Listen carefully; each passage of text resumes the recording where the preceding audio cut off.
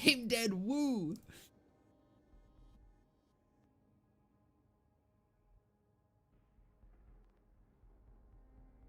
Oh, I'm BL4ing it. I'm BL4ing it so good.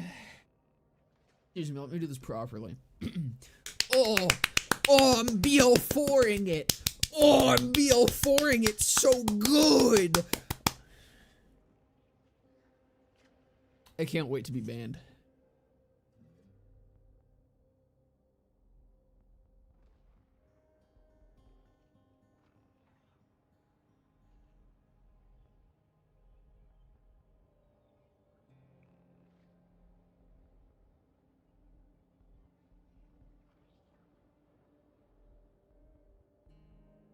Listen, hear me out, okay? Hear me out, fellas. I need y'all to boost my shit harder than you ever have previously, okay? I need to hit 200,000 subscribers by the time that BL5 comes out, okay? And then I need to get officially partnered with Gearbox. Just think about how epic that would be if after all of this, after I just fake jerked off to BL4 on stream, after that sick bit, if I end up becoming a Gearbox shill. What the fuck was that? You guys see that shit? What was that? Where the fuck did that come from? That's crazy. Update yesterday was fantastic. Oh yeah, I didn't even go look. Who knows? Maybe they did actually update something. I wouldn't know. I doubt it, but maybe. Let me go quickly take a look at the update notes. A new set of weekly activities, weekly big encore boss, weekly wildcard mission, and the relocation of Maurice's black market vending machine is now live via a server-side update. So it wasn't even actually an update. We don't even get actual updates anymore, fellas. We just get hotfixes. Paid shill! Yeah, exactly. I'm just telling you. You know how good of a fucking meme it would be if out of everyone, I somehow start getting paid by Gearbox? I'm like the biggest fucking retard and probably the biggest brand risk that they could possibly have. Like, yeah, okay. This... I want to be clear. I want to be very, very clear. This is 100% speculation. This is 100% speculation. I'm not actually making any fucking claim here whatsoever. I do not want to have a Mac moment, okay? I'm just saying it is really fucking funny, and it kind of lends credence to some of the claims being made by the schizophrenics in this community. That a lot of the bigger creators are at the same time making these videos. I'm just like, I think it's probably actually just coincidence, but if I was schizophrenic, I'd look at this and just be like, oh, so this is when the contract ends.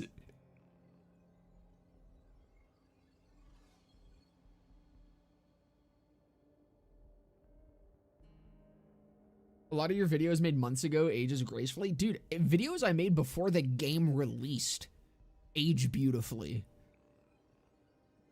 Like, I don't know, man, not to fucking slob on my own knob, but to totally slob on my own knob. I don't know, man, I'm kind of that guy, all right? I'm kind of I saw the signs. Maybe we shouldn't have let them cook. Maybe everyone should have just listened to good old Arachnica. Have a profit.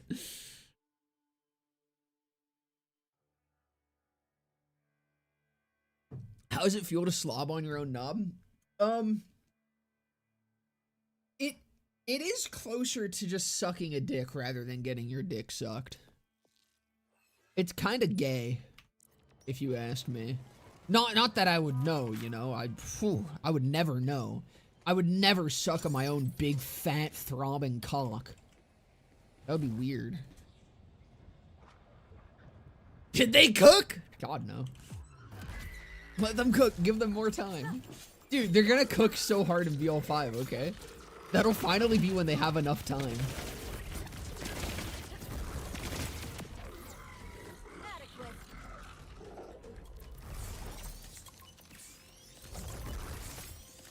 I'm going crazy if I got that first run. God fucking damn it! I've been playing BL3 a lot recently. So I need to readjust to the fucking save quit button being inverted. Fuck me, dude. I hate that so much. So fucking much, bro.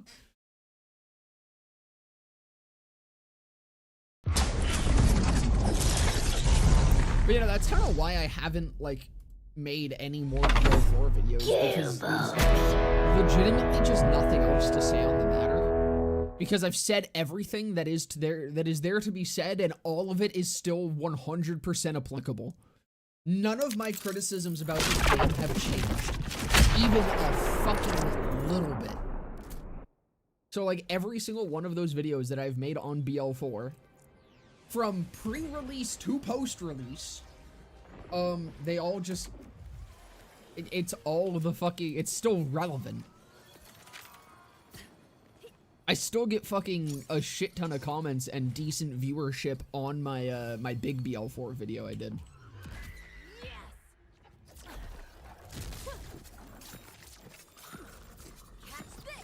That's still collecting views.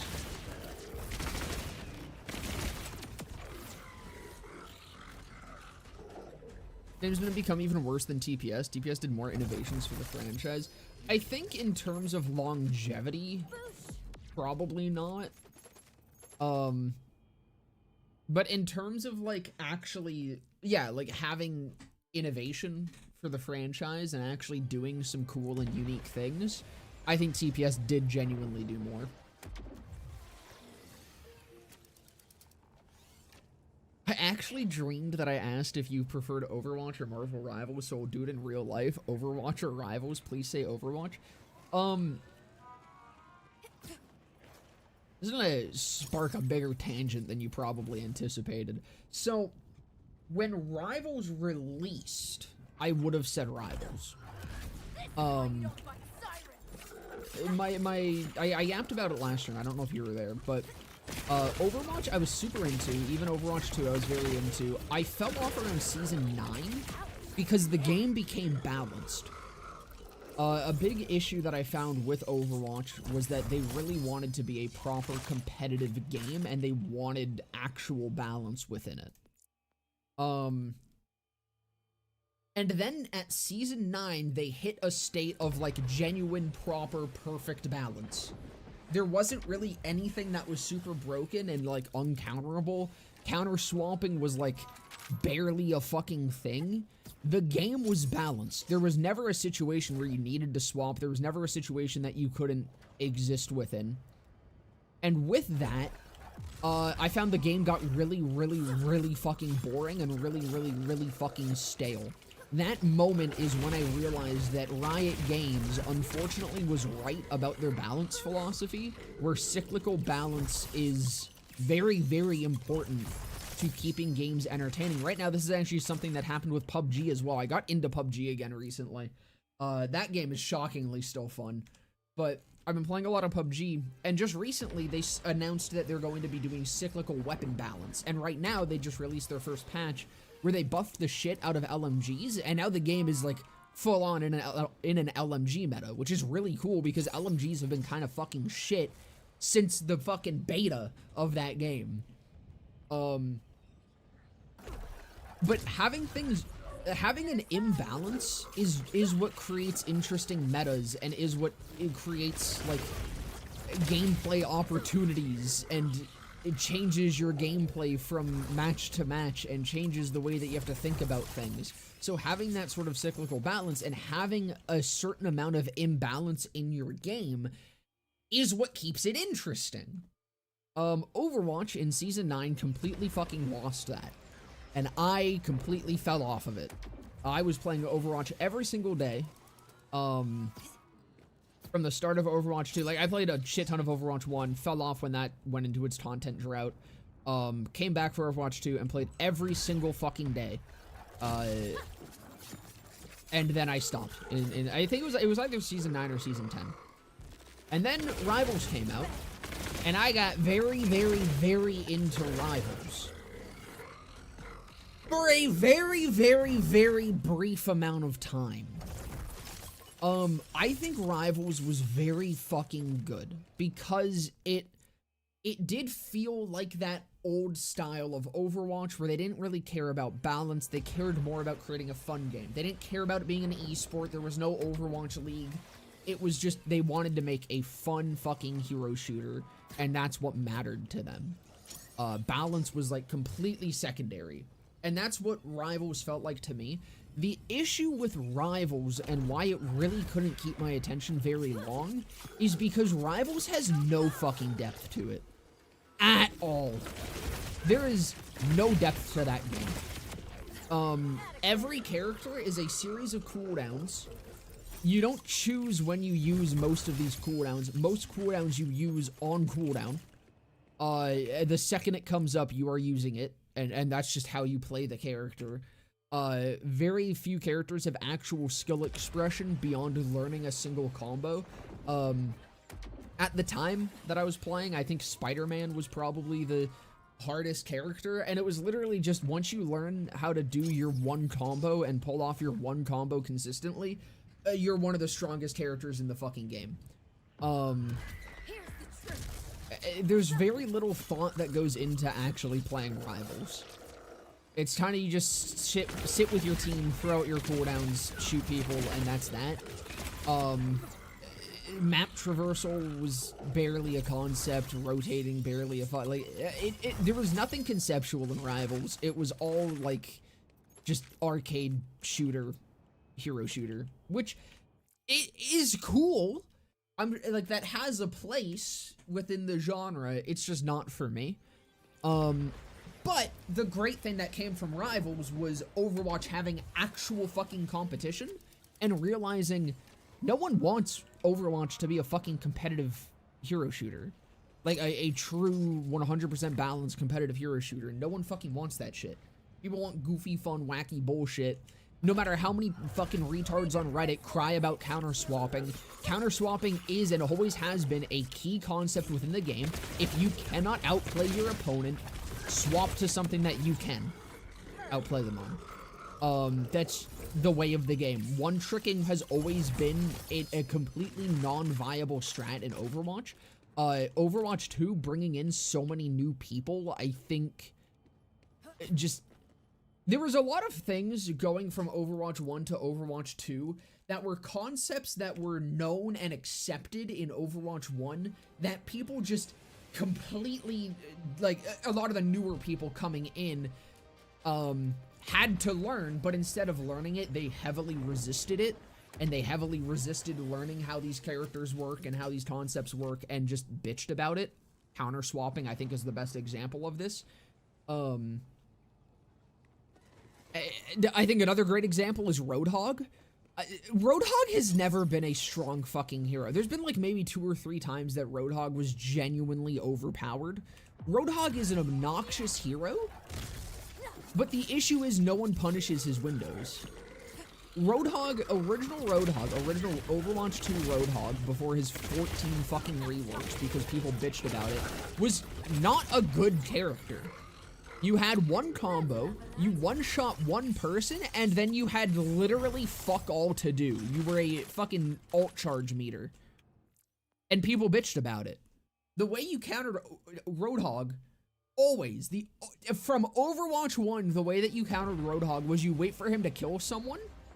Roadhog's just a mistake as a character design? I don't think so. I think Roadhog is a fantastic character design because it's high risk, high reward.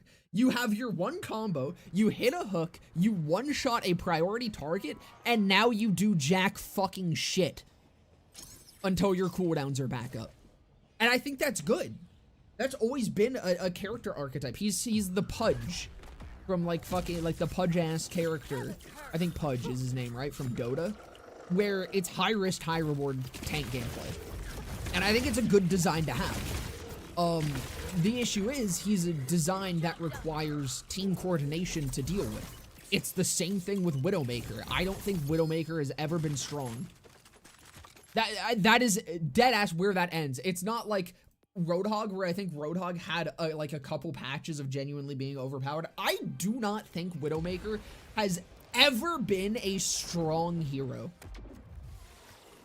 And it's purely because she is a sniper character. She has big windows where she's useless, and every single shot that she takes draws a fucking line straight to her position. She's a character that requires coordinated teams to deal with. That's the issue with her. And I think that that's just a thing that needs to be accepted in these types of games, is that some character designs are going to be frustrating if you cannot coordinate a team. If you do not have the macro awareness to deal with the character's presence in a map. And unfortunately, a vast majority of people that play games are going to have this issue. And you know what League of Legends says to those players? Most of the time, fuck you, eat shit, get good. Like, Azir is a fucking 44% win rate champion for a reason. Because most of the player base are not good enough to play him at the point where he needs to be balanced around. Why is Overwatch the topic? I was asked if I preferred Overwatch versus Rivals, and I like yapping about this shit. Widowmaker was only present in the 5v5 format. One less tank is an insanely big difference just to buff her a lot. I think she's better in 5v5 for sure. I still don't think she's that strong. I think almost every other hit stand is better than her. Like, I talked about it last time. I think Ashe is significantly better than Widowmaker, but Ashe doesn't get nearly as much bitch posts about her. Both are good specifically for Corn. True!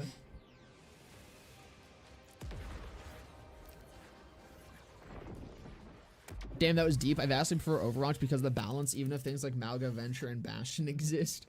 I haven't really played Overwatch in a while, just because I don't have anyone to play it with. And I've kind of gotten burnt out on just playing it alone.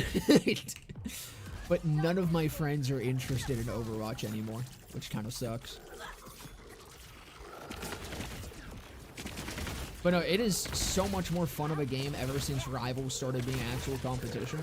They added the fucking, level up abilities and shit, and I think that was such a good way to go.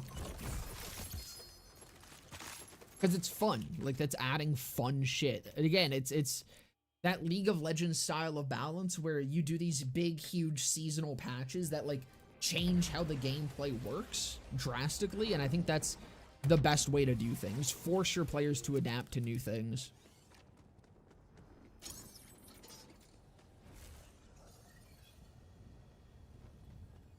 I think you do great Overwatch content, like, what the fuck?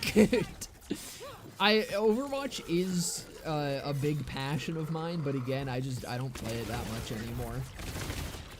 I used to, back in the day, play a fuck ton of Overwatch.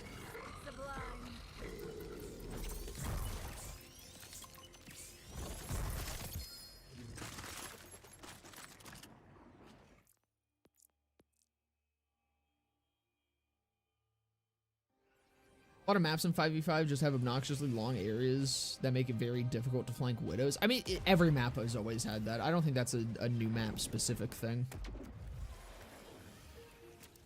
Besides that, I don't really mind Widow that much. Ashe with a pocket Mercy is just hell. That's more Mercy enabling a lot of the bad shit. I mean, you can still just like double tap people with Ashe very quickly and consistently. I think even without a fucking Mercy, Ashe is more of a problem than Widow. Like, genuinely, I don't know why people don't bitch about Ashe. I think Ashe is the way more bitchable character.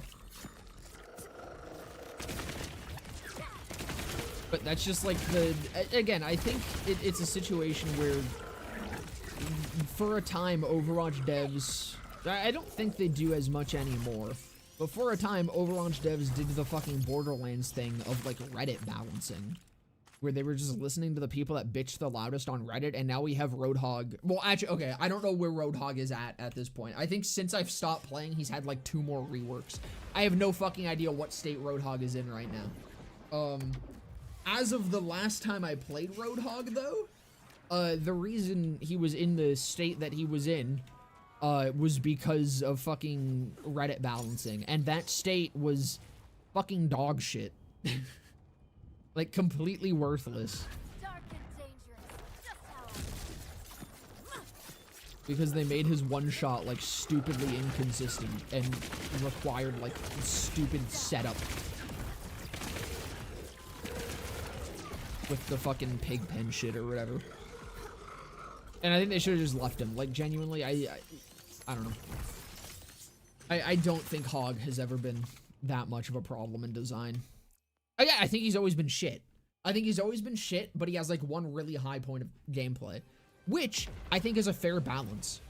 I think if you're overall really shit to use and deal with and fucking play and like get value out of, but you have one thing that you can do really, really, really well, then I think that's fine. Like, I think that is totally fucking chill.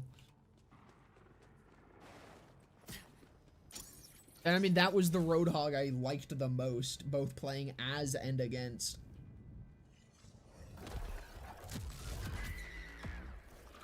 He can do his one-shot again. Does he still have Pigpen?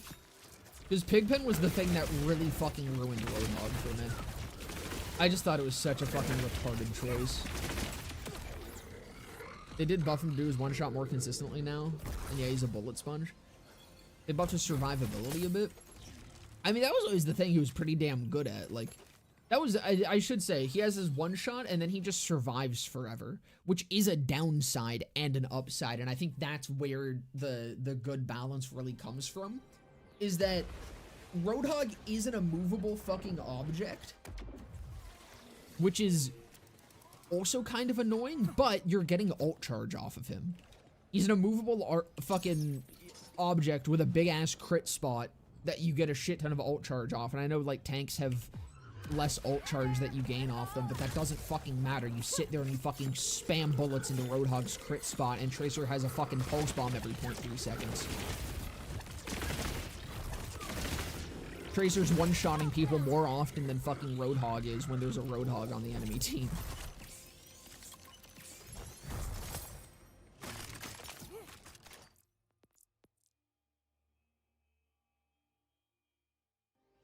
Level cap increase for Loveless release? Likely. I imagine we're gonna go up to 70. And unfortunately, that probably also means we will not be going up to a max of level 80.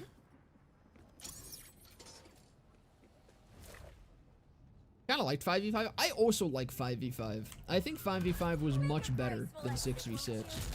I think a lot of people forget how bad 6v6 was.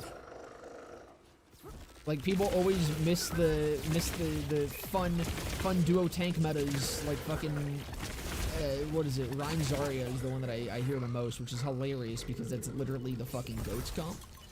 I'm like, I think a lot of people forget how awful GOATS was, because 6v6 ended up getting way too solved. And I don't know if there were, like, I don't know, man. They kept adding characters to try to specifically counter GOATS, and then they would become GOATS. Like, Brig and fucking Bap were both added specifically to try to counter GOATS, and then, they just became the new GOATS characters. They did remove Pigpen, thank fucking God.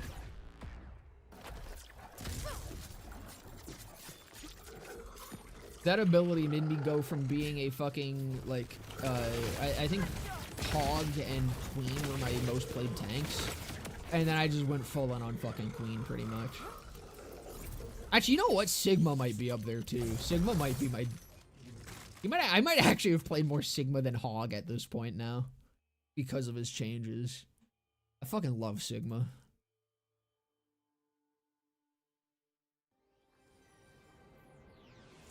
Ramattra is the best possible goats counter for me. Genuinely, had they added Ramattra into Overwatch 1 because of his fucking like shield pen, I think he genuinely would have been able to like dismantle goats.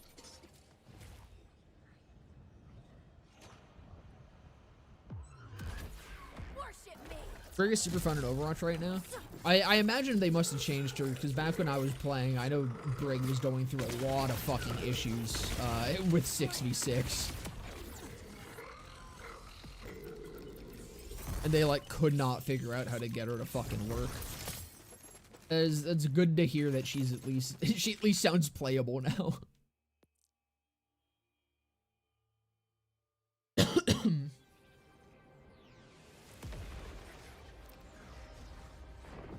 Soldier would be my favorite hit stand if his ult wasn't auto aim. Yeah. Pod guy. Wow. That one went a little far.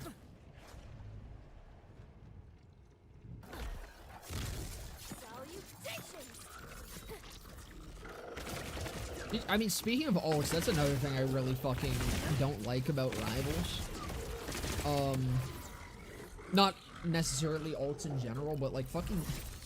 I know it was a meme at first, but like every support ult just being zone of healing, I think really goes to show just a huge issue with the support role in that game in general. Pretty much all the supports are just different forms of healing. I know it sounds weird, because that's kind of the same thing with Overwatch, where a lot of the supports just are different ways of healing people. But you have different supports that do different things. Every support can heal, but some supports heal significantly less as the trade-off for having, like, good utility and other forms of utility. There's very little of that in Rivals. I think the only exception is, like, maybe Rocket. Just because Rocket is, like... not really. He has the revive. That's about the only thing that's like kind of interesting about him. But I think the support role in that game just is the lamest thing ever.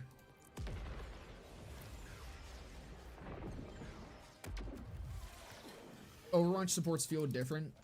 They're better. I feel like I'm doing something with them. Yeah, like there's more ways of interacting with your team in Overwatch than in Rivals when you're playing support. I also like that there's some supports in Overwatch that like really don't do damage, whereas pretty much every support in Rivals does a lot of damage and are like secondary DPSs. I think that just makes the role overall feel more boring. I'm sure it's great for getting people to actually play support. When you get to also deal damage with them. I mean, that's why Kiriko exists. And is a fucking hot Asian woman. To get more people to play fucking support, but, I like when that's a more unique attribute, that a support is also able to go on flanks and get a lot of kills and shit. Every single fucking support in Rivals can flank and deal damage. I liked Mantis and Adam the most. I was Adam, Mantis, and Rocket pretty much when I played support. Just because each of them had something that was kind of interesting to me. I mean, Adam was just barely even a support, honestly. Dude was really mostly just a secondary DPS, but I liked the way that he worked. It felt like it made sense for him to be the way he is. Liked Ultron. I never tried Ultron. Ultron came out right before I stopped playing, or right after I stopped playing.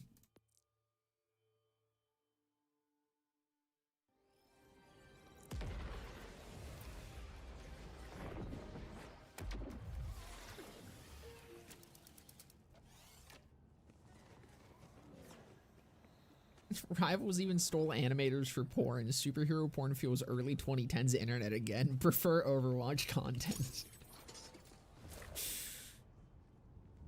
I'm glad that'll be a sound bit of me reading that out. That'll exist forever.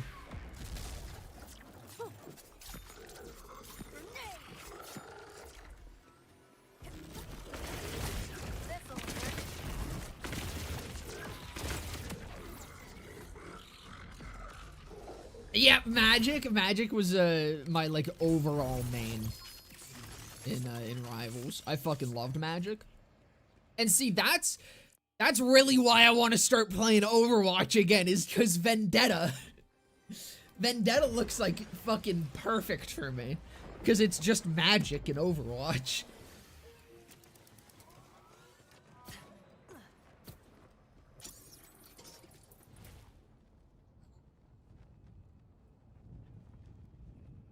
I main healer. That is another reason I prefer Overwatch. Most modern players just want to kill, so Rivals is perfect.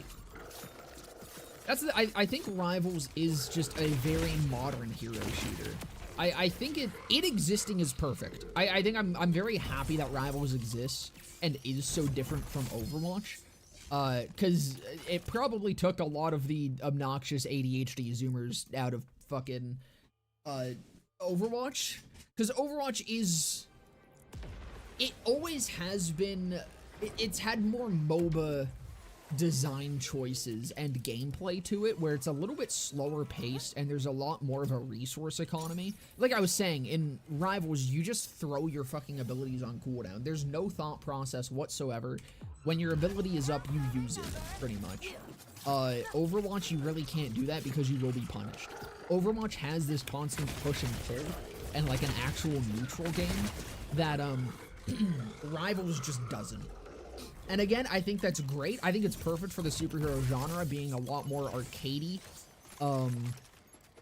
But for what I want out of hero shooters, I mean, one of my favorite shooters ever was Rainbow Six Siege before that went to shit.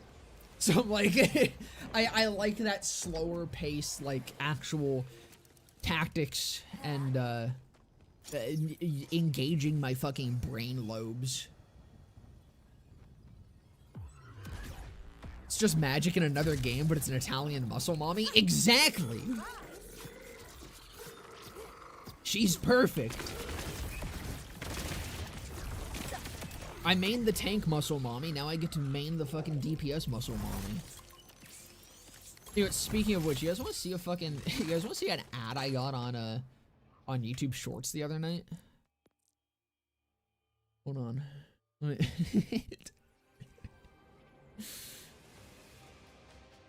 Fuck, where was it?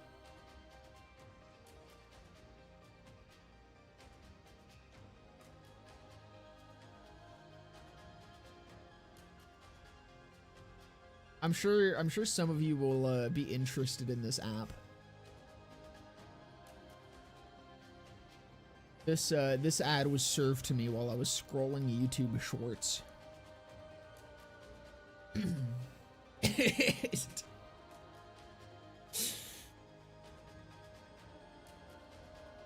You played Emma? I did. Emma was very fun. Emma Frost got me back into the game for a little bit. I liked her because of how much she kind of felt like Queen.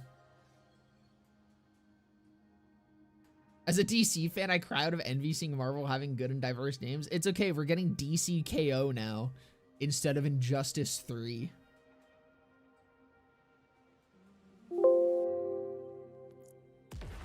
Could have done the coolest thing ever and made another Injustice game. But nah, new IP time.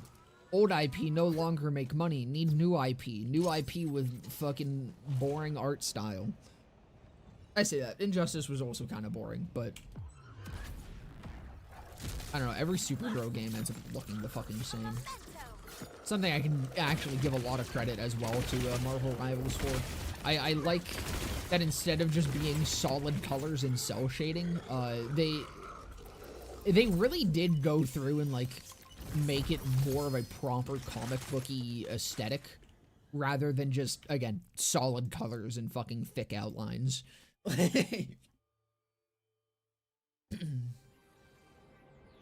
Yeah, and Emma didn't feel like shit compared to most tanks when she released. Emma was great. There's not much more satisfying than that choke slam.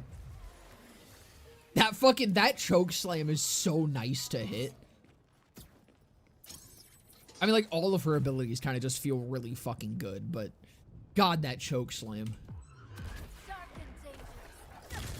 Yeah, Emma wasn't busted. There's just a lot of tanks that were super underwhelming.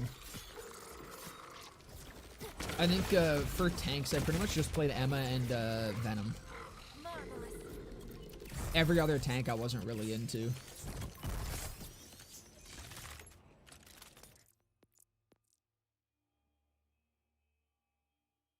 Yo, I know it could make DC money. Make DC Universe Online too. I don't know, man. I think fucking MMOs are a lost genre. I don't think they exist anymore. The things I would do to Venom. Bro wishes to be choked by the rich white woman. You saw the ad I was served. Of course I do. Guess it was just okay to me, but at least the last decade we had variety. Arkham Injustice, DC Online, Lego Batman, Telltale Batman. I think Injustice visually was kind of boring. I mean, they really just wanted to look like Mortal Kombat, but the game itself was really fucking cool. Unfortunately, when it came out, I think I was too young to really properly appreciate a fighting game. But God, I would kill for a fucking Injustice 3. I would kill for a good fucking fighting game, man. Like, Jesus Christ, the last good fighting game we got, just kind of killed itself with multiverses. I don't know, I've heard good things about Rivals of Aether, but when I played that briefly, and, I don't know, it felt like shit to me. Just like controlling that game felt like AIDS. Which having smooth movement and controls for a fucking platform fighter is kind of important. Or just don't farm BL1 pearls. At this point, I think I'd have better luck. And I'd have a lot more fun.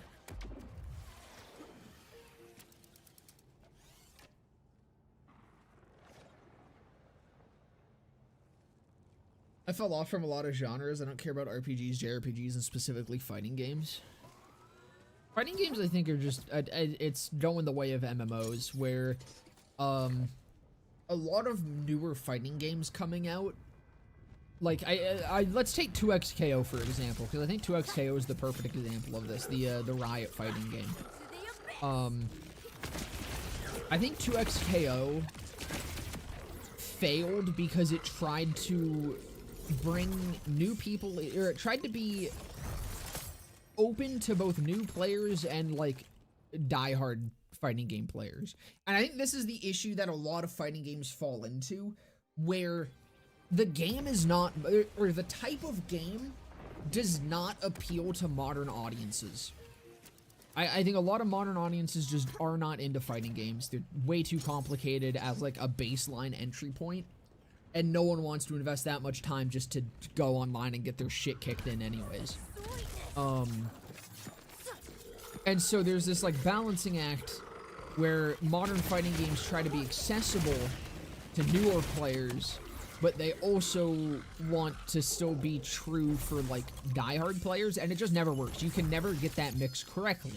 2XKO, for example, they dropped a lot of the super like complicated combos and shit in favor of a more streamlined like platform fighter style combo system. But then it's a fucking tag team fighter, which tag team fighters are like notoriously unpopular even within the like hardcore fighting game community because of how much more complicated the tag team makes them. So they took one of the most complicated subgenres within the genre and tried to make it new player accessible at the same time. So you're just not appealing to either group that you're trying to appeal to, and I think this is always going to be a hurdle with modern fighting games, is trying to find that balance between hardcore enough for the old heads to be interested, but having a low enough bar to entry for newer players. And I think fighting games die within the next, like, 10 years. I think fighting games just completely die out. They go the way of MMOs in the next 10 years, where there's a couple that are still really, really fucking popular and going strong, and that's it. Or continue the sniper's aim. I will get back to it. I wanted to do that today, I'm gonna be honest, but I also really want to get these fucking guns.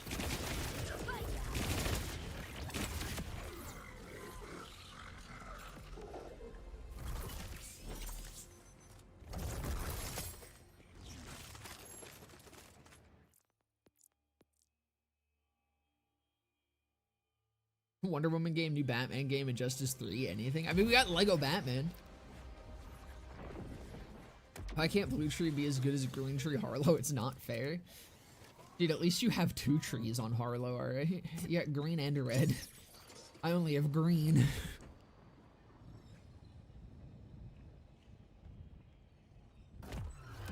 Here's the truth. I think people want PvE games, more fighting with friends against a threat. Yeah, I think just... I was kind of talking about this with a couple buds when I mean it was while I was getting back into PUBG, or it's part of the, it was before, it was part of the reason I got back into PUBG. A lot of like online PvP games just feel like they're all old.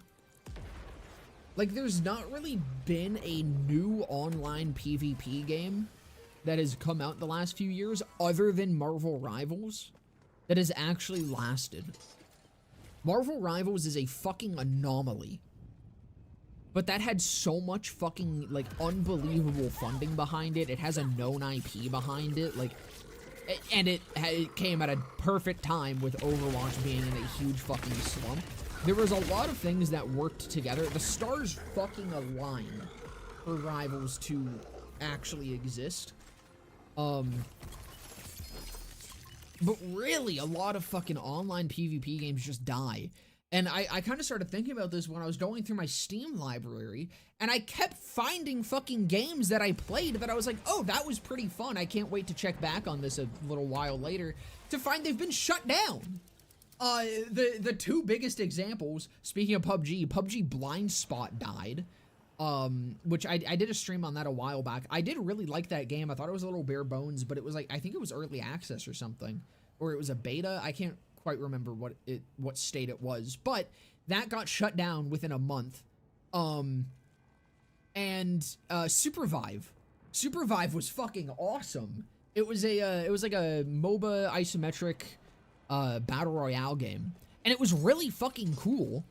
And it did really well for the first couple months, but it's gone too now. I'm like, I think just fucking online multiplayer PvP is just in general dying. I think a lot of people, I'm not too surprised. I mean, it's a stressful genre. And I mean, a lot of people probably get home from work and don't really want to just go get their ass handed to them by randos online anymore. That's not what I wanted to press.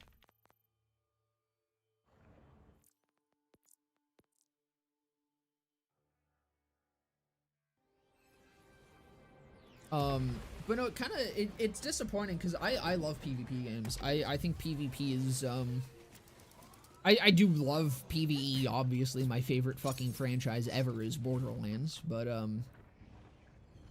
I think if I just want something to really, the only thing that really gives me the same sense of a grind instead of loot, it's just generally getting better at the game, is PvP games. And that's kind of like why I like Borderlands, right? Like the grind is a huge part of it. And I think PvP games are usually the best source of that outside of this franchise. Or like ARPGs and shit.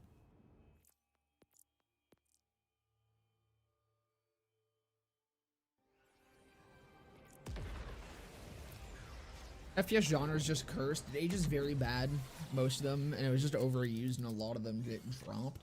Yeah. Sorry, I forgot you were one of the only Vex mates.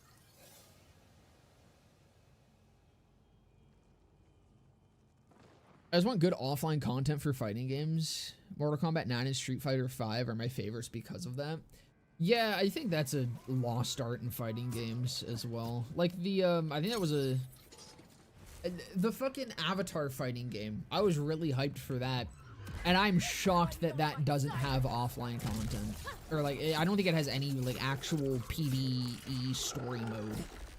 I think it's just, like, fighting bots or something from what I've heard. Which is insane. Because you are in one of the most story-rich fucking universes that you are building your game in. And you can't even launch with, like, an actual fucking story mode or anything. 2XKO is trying it. 2XKO has, like, this weird roguelike PvE mode, which is almost cool, but for the most part, kind of dog shit. It's not deep or interesting enough, but, like, it's a neat idea, and I think that's a way that a fighting game could go, is having, like, some sort of roguelike progression mode, which could be neat.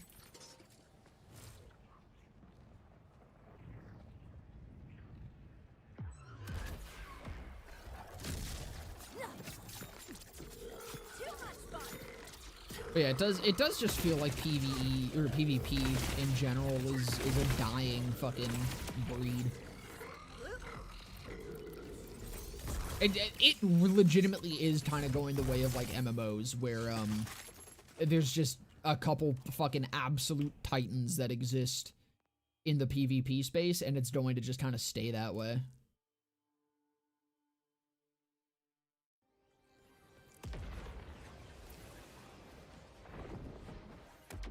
Fighting games reminds me of turn-based combat and RPGs. People know it's there, but just prefer other ones. Favorite game machine. Oh, fuck. Shin Megami Tensei 5 and that behemoth, but no one knows it. I mean, I've heard of it.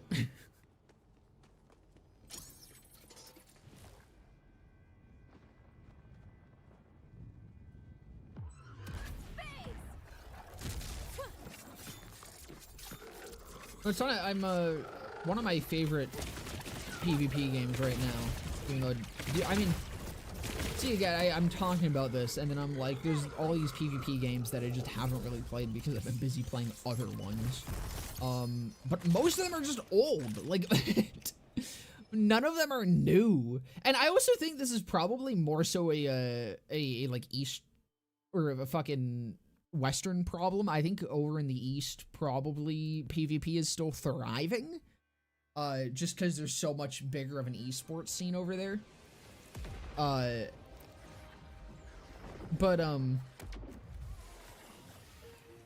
Predecessor came out within the last couple years. I think it released into 1.0 last year.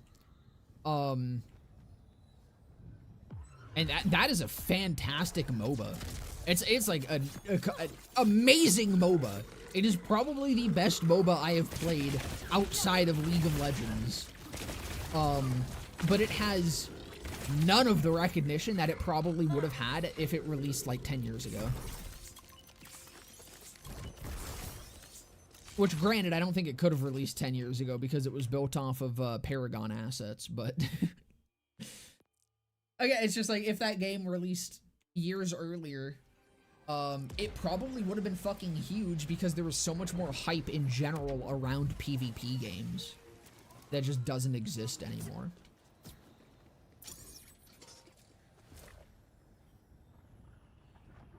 No, I also wish Vex didn't talk.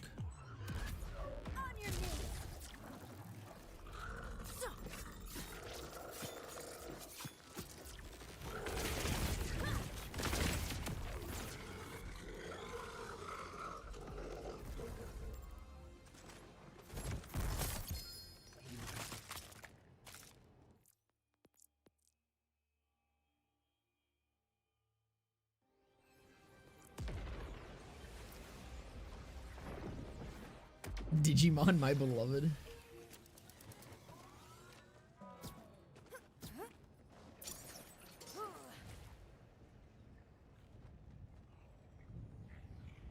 There isn't an option to turn off dialogue from the playable characters. All the Borderlands games have it. I think there probably is. Yeah, dialogue volume.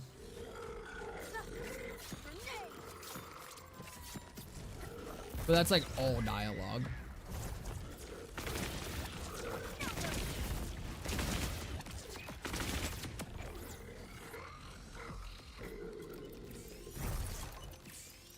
It's unfortunate. If I want to hear everyone talk, I do need to put up with Vex. I don't know if I've ever actually used this thing. What do you do? I remember this got buffed, or no, I think I got added to a loot pool properly. Wait, did that? Oh!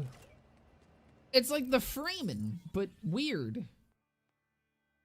Interesting.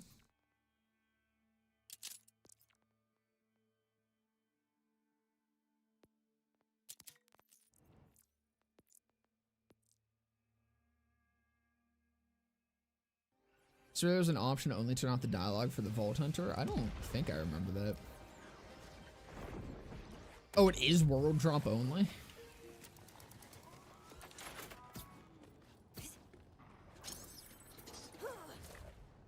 Wait, but items being world drop only is what was bad about BL3. Remember? That's what made that game unplayable at launch. Everyone hated that. How dare this game have world drop only? Why is no one bitching about that?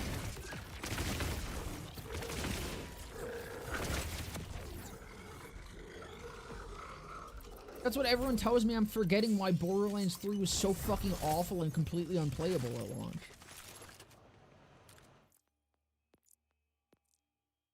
I think it's my favorite argument I get whenever I have yapped about BL4 in a video.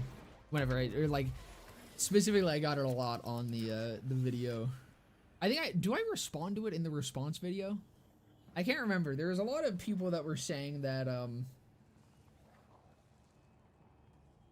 that I didn't remember. Or clearly you don't remember how bad BL3 was on launch. I love that. Because it's completely based on an assumption that I too hated BL3 at launch. Which I did not, by the way. I vividly remember BL3 on launch. While I had gripes with a lot of the stuff, I really did not hate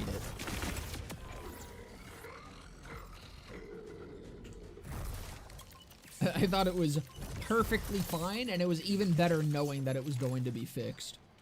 Because Gearbox said it was going to be fixed. It's funny because the Freeman video is the video I found you on YouTube. That's a good one. I do love the Freeman.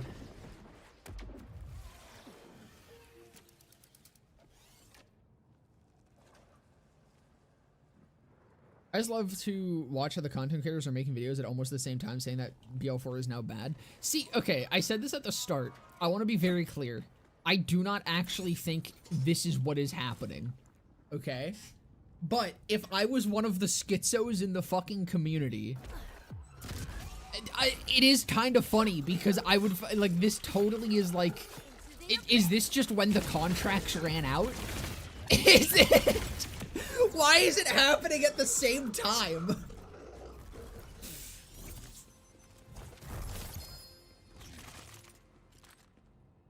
It's weird how many people have now done it at the same time.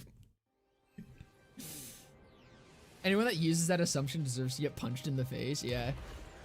I mean, that's kind of most of the arguments against any points that I've ever brought up about 4.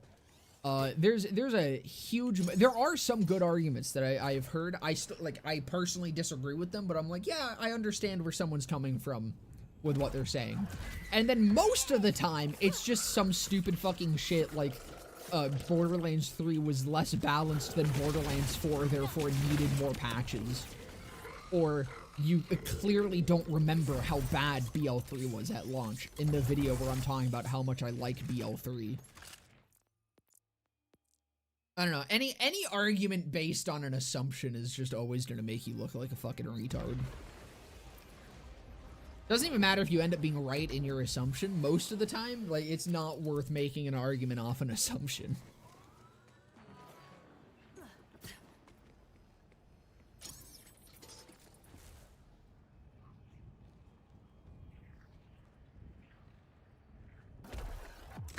The last game was actually equally as bad, chud. Stupid fucker, I know the games I'm talking about. See, what was also funny was, I remember I got a couple comments that were like shitting on me for saying that BL3 was the only, or the game that BL3 onward were the games that I was around for the entire launch cycle of. And a lot of people took that to mean that I only started playing the games at BL3. Which again, assumption. And I'm like, nah, I've been playing these games since I was in fucking, like, grade 8, I think. Like, I've been around the community for a very, very long time. It's just that BL3 onward were the only games I was around for the entire release cycle of. As I said in that fucking video. Like, that was my phrasing, was these were the games I was around for the entire release cycle of, not the only games I was around for.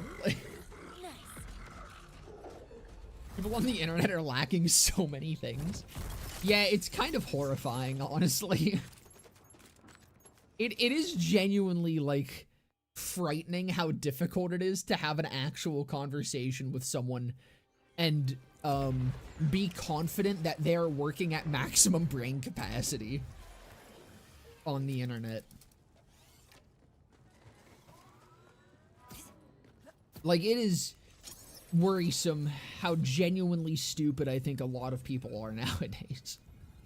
I don't know, it might have just always been that way. I'm sure it was. I'm sure there's always just been a huge group of really, really stupid people. The problem with the internet is it makes them visible. It brings them out of the corners that they would usually inhabit, and it makes them think that their opinion actually matters. People have way too much self-importance. This is why more people need to— we gotta bring back bullying, fellas.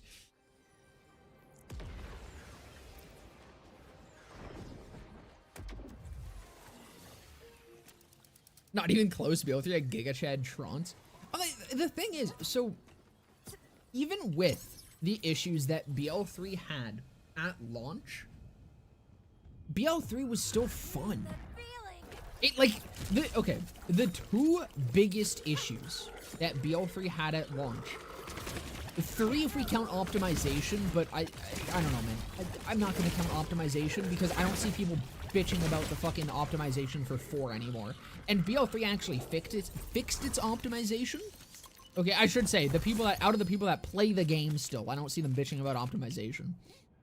The people that stopped playing the game months ago do, because of the optimization.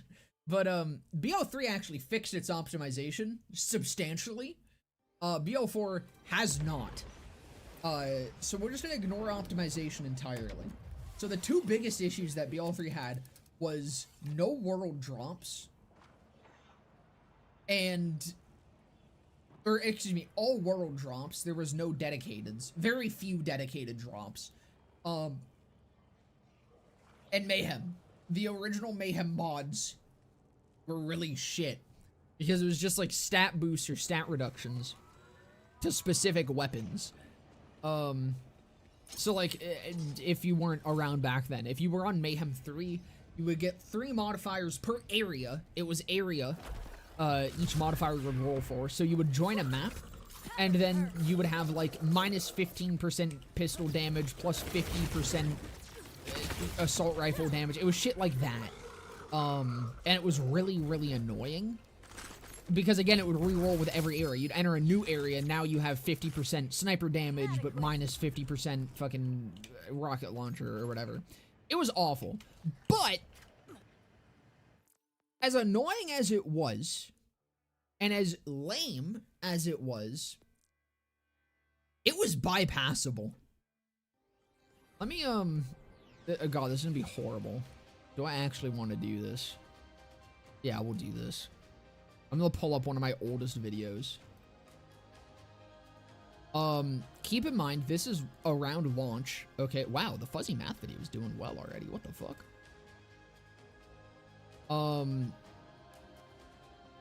This was, when was this? This was 2019. Okay, God, let me just fucking, I need to mute this instantly. Mute site. I don't want to hear me from fucking 6 years ago.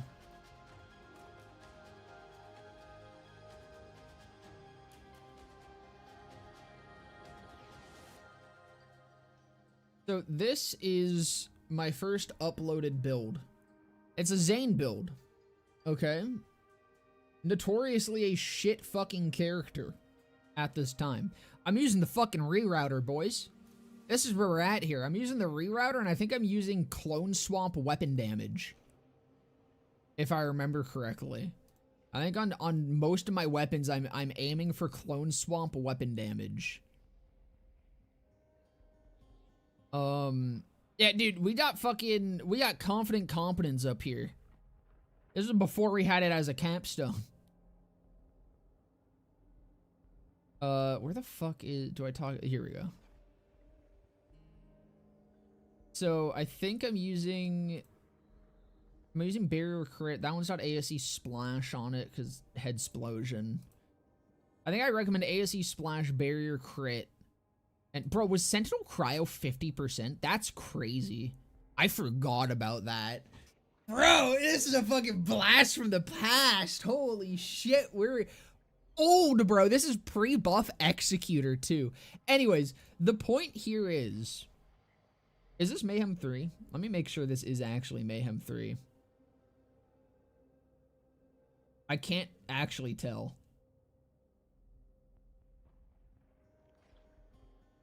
I think it is, because the Halloween event was pre... Yeah, it was pre-takedown. So hold on, is the Athena's clip in here, or am I just running the event? No, I'm just running the event. I have a clip. It might be on my Reddit, actually. I'll have to go take a look. I'm using the fucking Unforgiven, though, here. Like, I'm whiffing shots, but, like... Again, this is Zane one-shotting shit Mayhem 3 with a fucking Unforgiven. Let me see if I can find the Reddit post, because I know I made a post showing this build running on suboptimal rolls.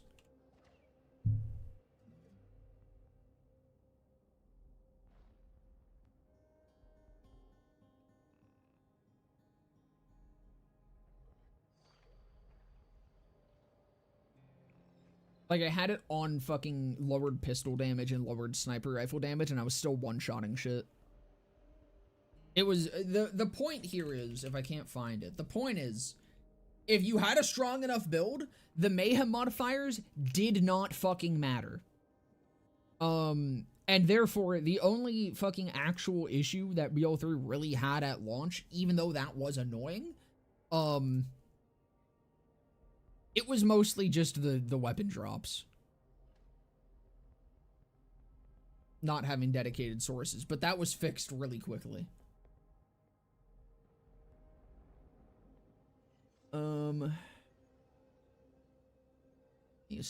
I need to go back in my Reddit. Can I sort by old? Oh, but I can probably sort by top.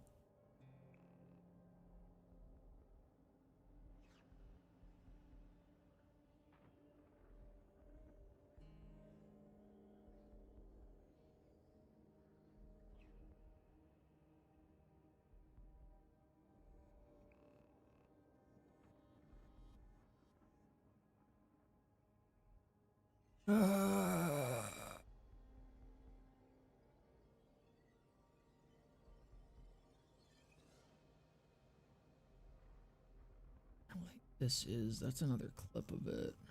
Where the fuck?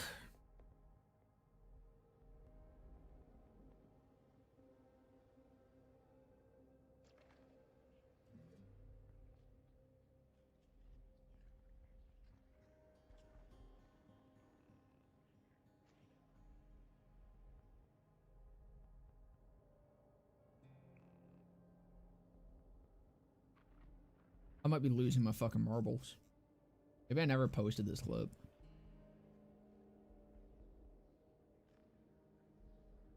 Oh god, there's a clip of me using the fucking Lucky 7 when it released.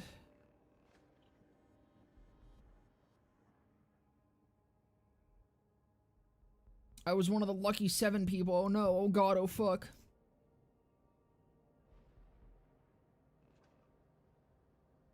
Oh, wait, this might be it.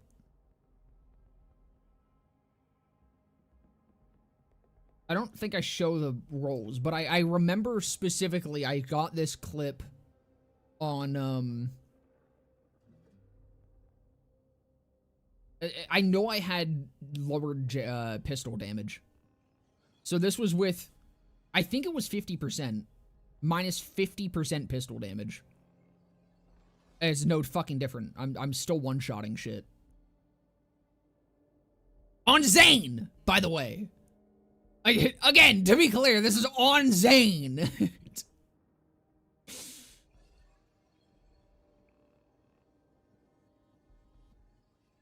Who at the time was fucking dog shit.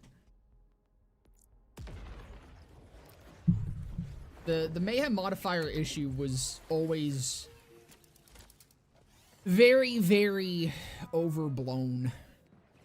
Unrelated, but I find it kind of sad that the only BO3 event with items worth giving a shit about is the Cartella one. No, Fearmonger's fucking amazing. The Ghast Call is... Oh, yeah, everyone already corrected you, fuck. Yeah, no, the Ghast Call is one of the best grenades in the game. And the Stalker is the best, doll sniper. The Stalker's actually, like, insanely good. It gets slept on a lot. And then, yeah, Terror in general is just a fucking crazy strong mechanic. Giving V1 damage access to literally every character is insane.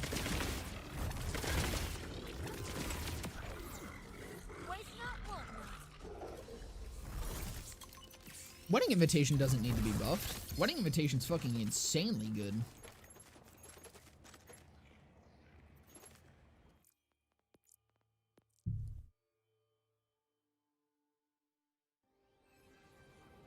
My wholesome Chungus goat BO2 would never have world drop issues. Anyway, let's get back to farming Bouncing Bonnie.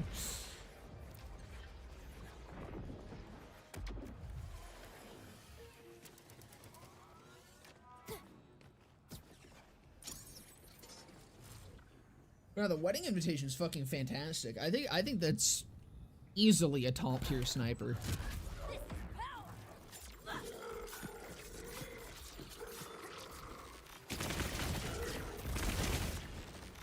Only character I don't think it works well on is Flak, but that's just because it's Flak with a sniper.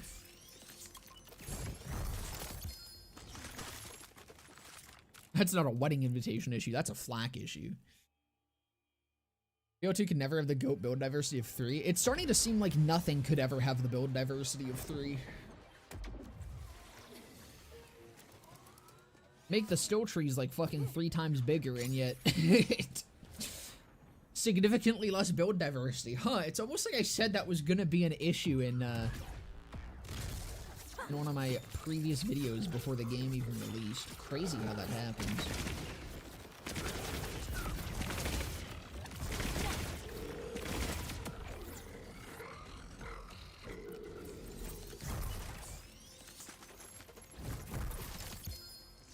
It's almost like the branch system is actually more limiting than anything, and also just the balance is shit.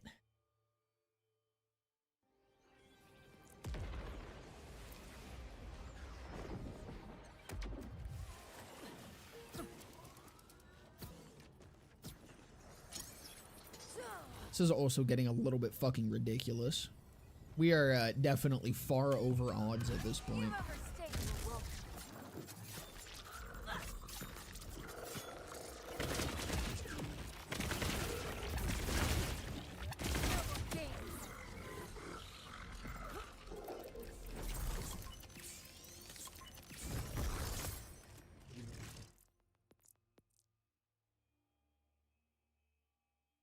Gearbox GPT, please buff the Wedding Invitation,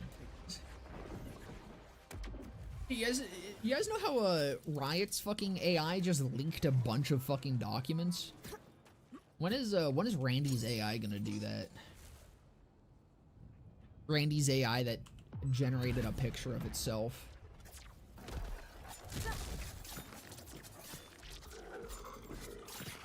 Can't wait for that chill guy to just drop a shit ton of Randy Pitchford documents. The Randy Pitchford exposed doc. Leaking soon on a USB drive.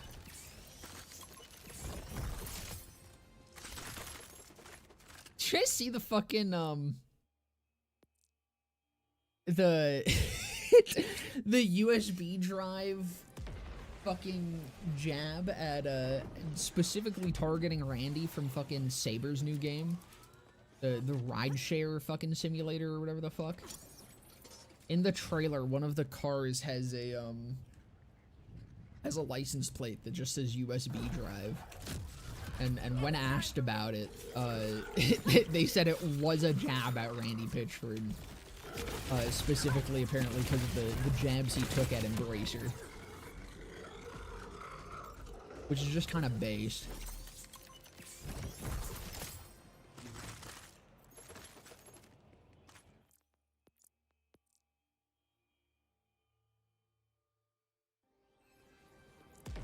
Borderlands 4 gives the illusion of freedom and variety, but each thing BO4 has makes it absurdly limited. Again, what I've been saying since before the game came out. They called me crazy. They wanted to put me in a small box. They wanted to shake me around until I had brain damage. They wanted to grind me into a fine paste. But I was right!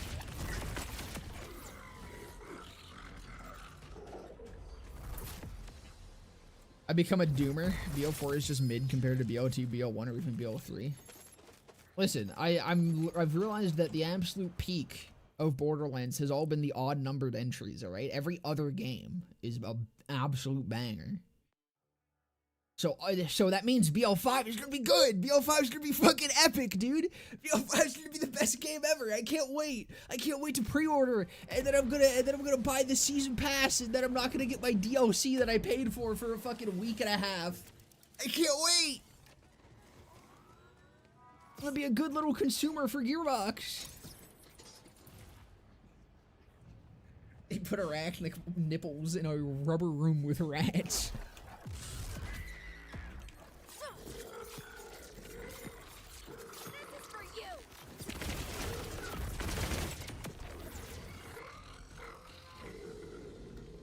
I miss the Borderlands 1 atmosphere so fucking much. It was so grounded, even with Borderlands 2 being my favorite. The BL1 tone was unbeaten.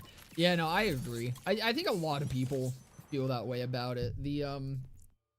I mean, just like the overall vibe and atmosphere, as well as just like the fucking very dry humor, I think was very fun. That's why I really like the Rage games. The humor isn't quite the same, but the overall atmosphere is pretty damn similar, where it's just very like desolate.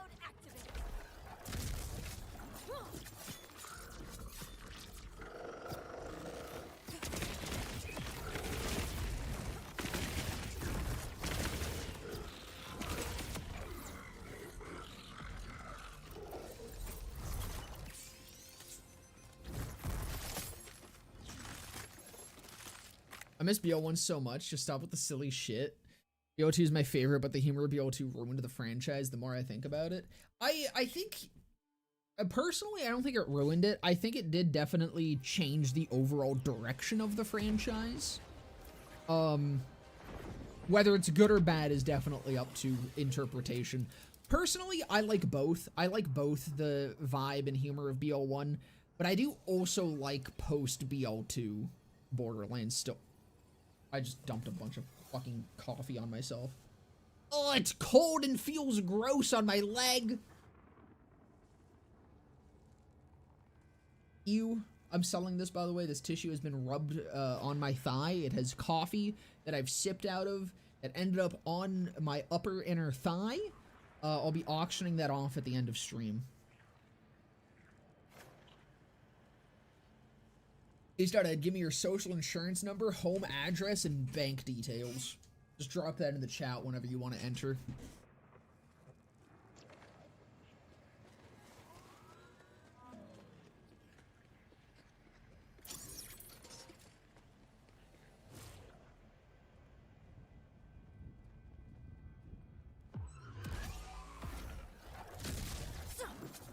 Go on Atmospheres probably stumbled across. If you give them 10 tries to get it again in 2009, they probably would go 2 and 10.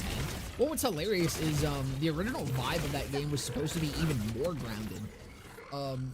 If you've seen like the original trailers and shit, the original graphics didn't even have like the fucking outline, the iconic outline. And I think they said I think they said at some point that overall the game itself was a lot more serious and it didn't really have any humor in it.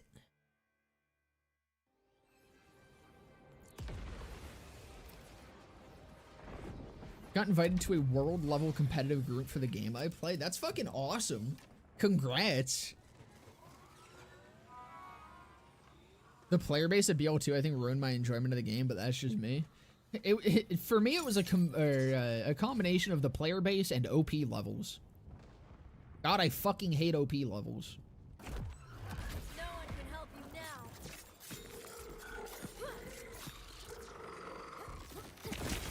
No more danger.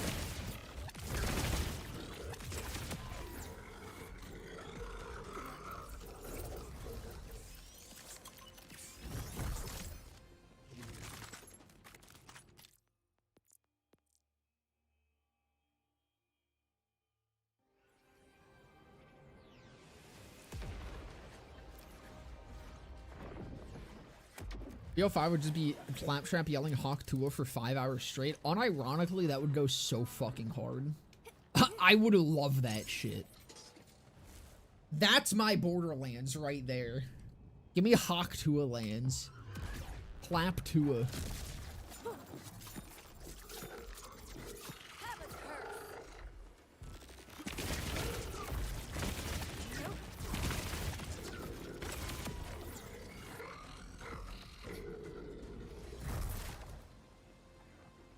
If Claptrap returns, I just hope they have fucking Jack Black voice him next time.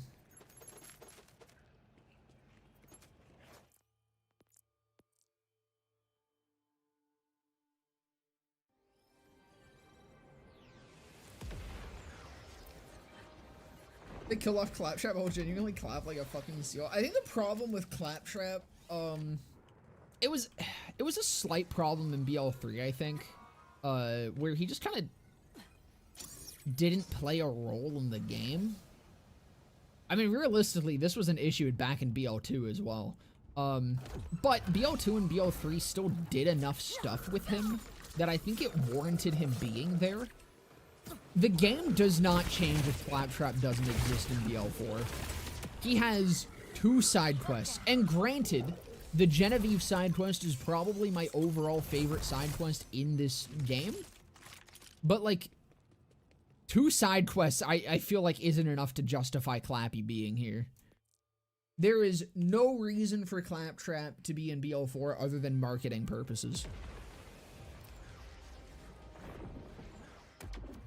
Yeah, the style of Borderlands got implemented a few months before the release of BL1. It's fucking crazy. The story of BL1 is genuinely, like, just wild overall. The fact that that game exists just kind of, or at least the way that it exists, just kind of happened against all odds.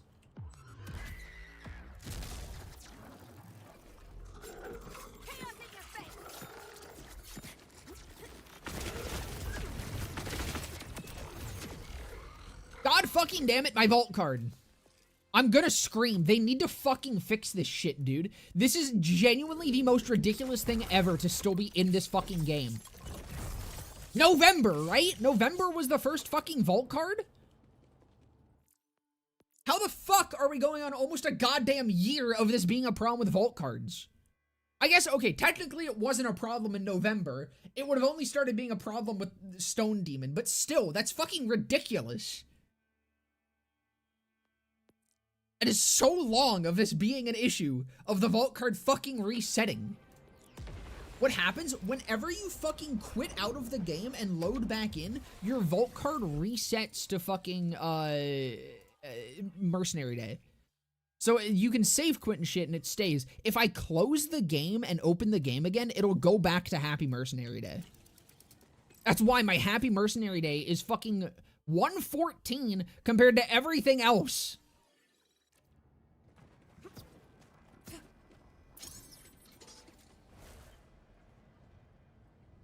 You don't want black claptrap? Why not?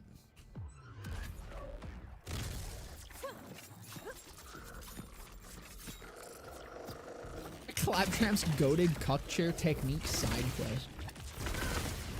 Yeah, I just want a fucking side quest of Claptrap explaining in detail how to jelk.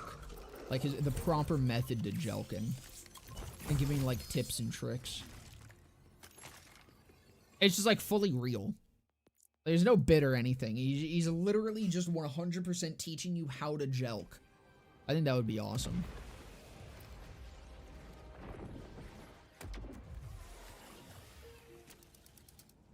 Claptrap was important at some points in BO2, and in TPS he was also great.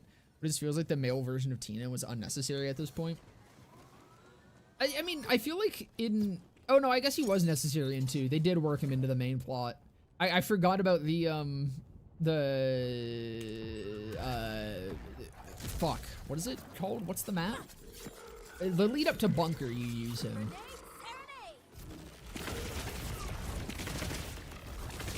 You know, I think, like, BL3, they use him a lot more in side quests and shit. Main story-wise, I think, again, he probably didn't really need to be there. But I do really like BL3 Claptrap. And I do really like all of the side quests. Like, I think he was worth being there just for the clap list. Unironically, I think the clap list warrants him existing. BL4, it's literally 2 fucking quests that he exists for. And that is it. He doesn't even, like, he's not even there during the main story. Like, where does Claptrap go, by the way? You fucking find him, and then he's gone for the rest of the story. He doesn't exist in any of the settlements, to my knowledge. I don't think he exists at Moxie's bar. After that becomes, like, the new headquarters. Clappy exists, you have 2 side quests for him, and then he's just gone from the game entirely. Claptrap was at least present throughout a lot of fucking, like, between mission segments in BL3. He's also there for one of the coolest, or like one of the best Ava moments. Even though it's one of the ones that you can just completely run past. But like, they at least work him into BL3 to where it's still natural that he's there. BL4, he's just not there.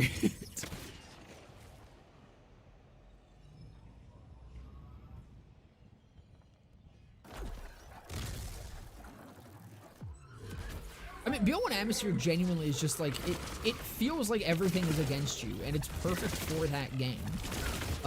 Because that's the whole thing of that game. You are a ragtag group of fucking treasure hunters trying to race this Russian bitch to a vault.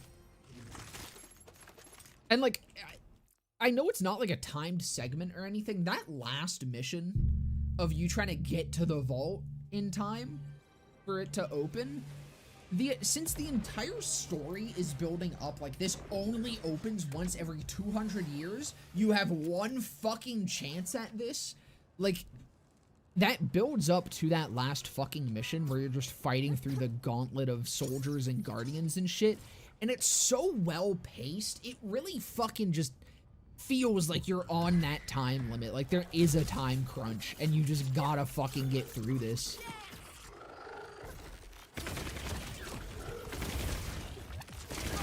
That entire game is just weirdly well-paced, I find.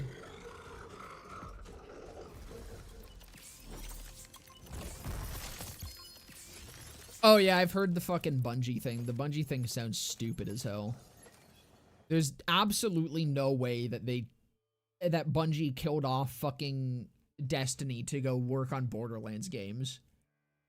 I'm like, that did not happen.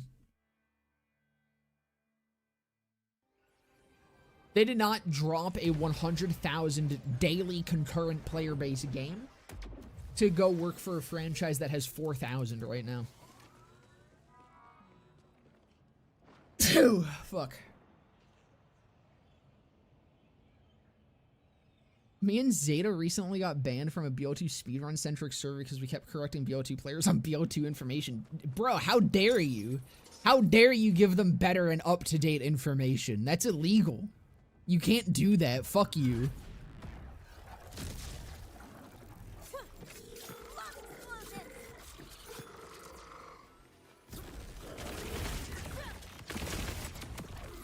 See that one mod project with Destiny 2 where someone modding back in vaulted content? Sure, you can only walk around the old destinations, but still cool as hell.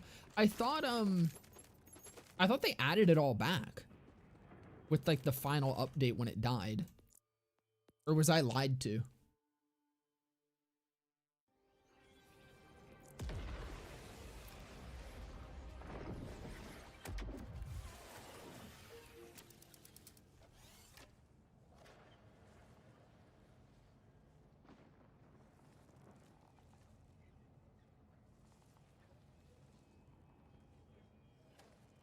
Yeah, the last few maps were so timed and rushed. I love it because it feels like I need to move now.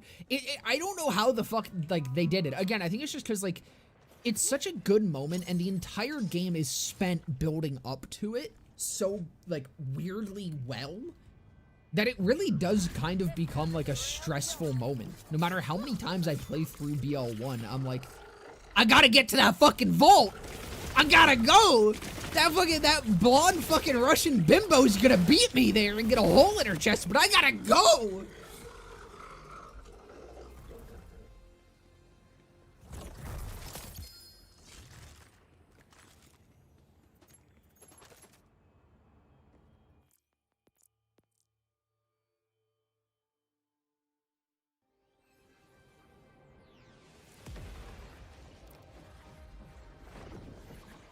I think the only one I would trust Bungie to touch is TPS.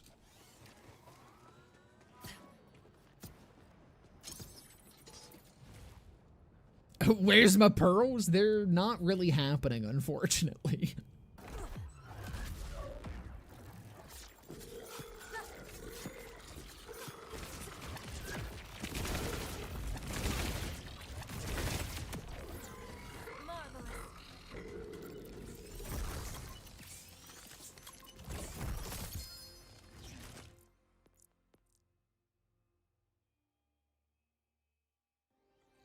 BOT players and misinformation go hand in hand. True.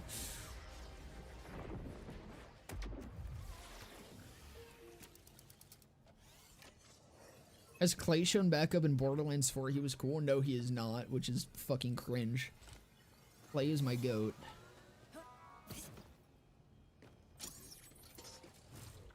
Maybe he'll show up in the epic and awesome Flak DLC. That's gonna be super cool and fun. And probably won't butcher another character. Surely it won't butcher another character. That would be ridiculous. They've never done that before. The true endgame of BO4 is just the character assassination. Oh, thank you for the follow, Turrican. Welcome, brother.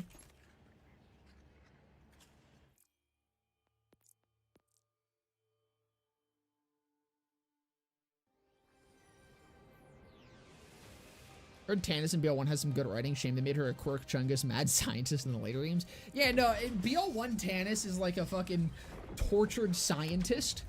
And then they just turned her into fucking young Sheldon in every other game. They at least gave her a fat fucking ass though, so I guess that's a plus. BR3 Conference Hall is underrated heavily. I think it's one of the better shotguns in that game. It's also one of the best shotguns for Zane, and probably the single best shotgun for pre-firing on Guardian portals. As long as you have Eraser. I mean, overall, any character, it's really good for pre-firing Guardian portals. Eraser makes it completely ridiculous for just standing there and shooting into the fucking hole and watching everything die. Where's the pearl? It's coming.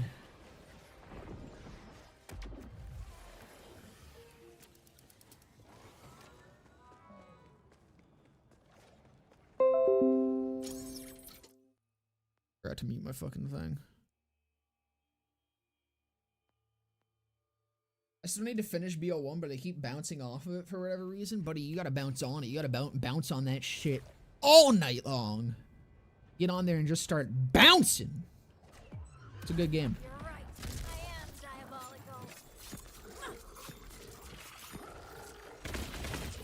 I expect a pearl. Well, we're about to hit 200 fucking runs, so it should be soon, hopefully, maybe. Save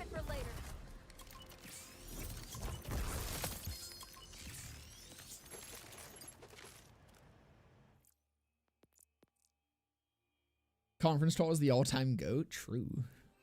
It's a really fun shotgun. Kind of wild it hasn't returned in 4 yet. They give Tannis more ass in BO3 and don't know what that says about Gearbox. It says that they got their fucking priorities straight.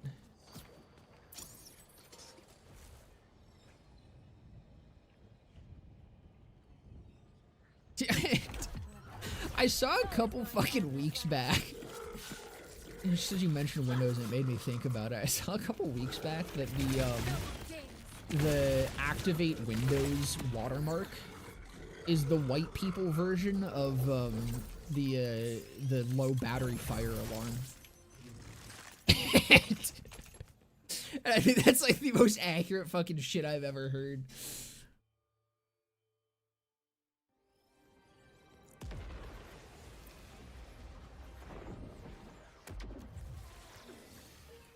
Now that the convergence is better, but the CC has a spot, convergence is situationally better. I think in wider air, like convergence is good single target, or very heavily grouped up enemies.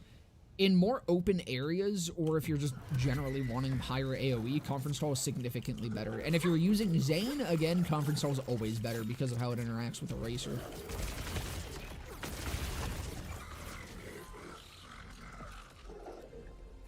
I thought Cash would be like Claptrap from TPS, instead I got another recycled character. Yeah, and you paid for it! Isn't that fun?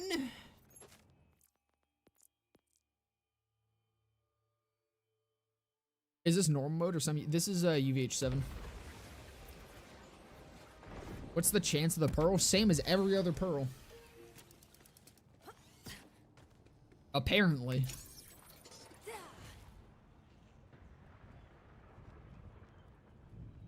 Interaction between Claptrap and Ava was really sweet. A shame they didn't have more interactions together. You know, again, I think the fucking Claptrap-Ava interaction is one of the best interactions that Ava has.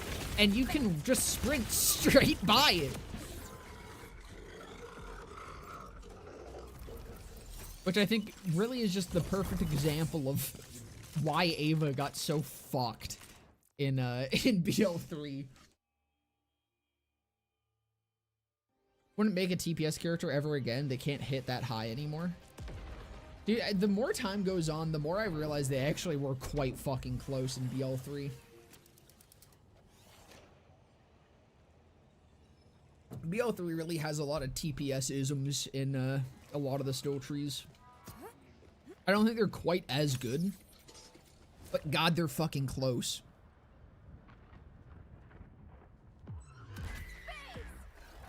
1 in 140? It's, isn't it like a 1.6% chance or some shit?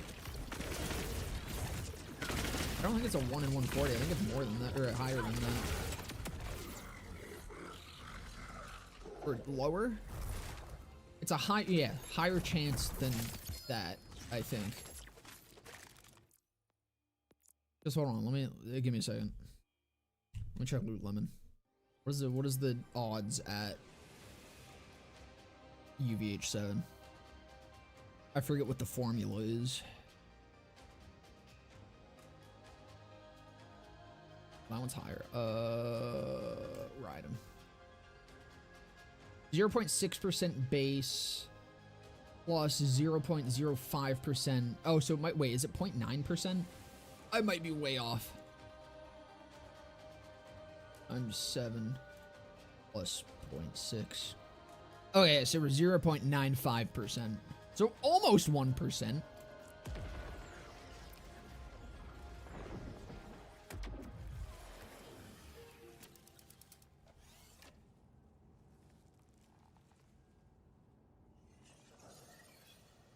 Did they add pearls to BL4? Do they have a gimmick or theme? Or are they like previous pearls?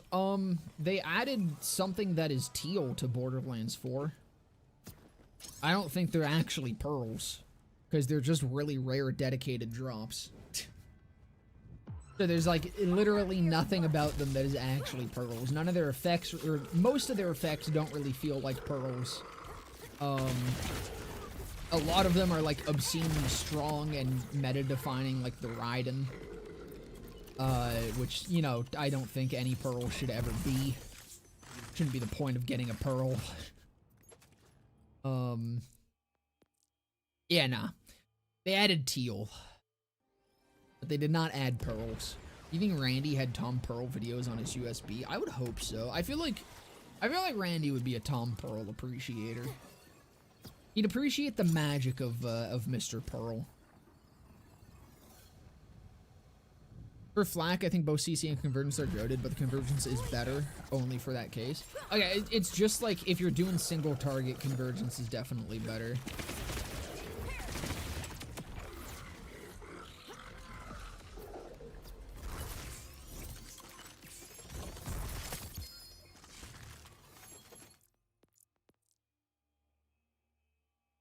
I'm at run 205. How many did I miss?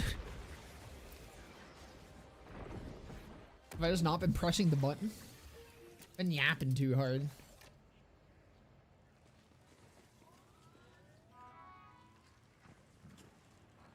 .95 is 1 in 73. Good lord. Wait, how's it? It's less than 1 in 100? God, I hate statistics.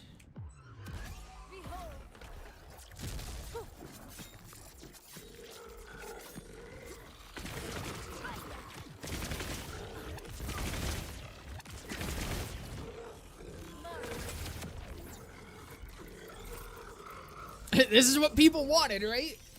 Yeah, man, I'm having a blast. I'm having so much fun farming my pearl. It feels really satisfying, and like I'm gonna be really excited when I finally get it. Drops being more special. Yeah, except then you also just have all the world drop pearls that are like significantly higher chances than the actual pearl themselves. So you end up getting a bunch of pearls that you don't want before you get the pearl that you actually want. So literally nothing about it feels enjoyable or special.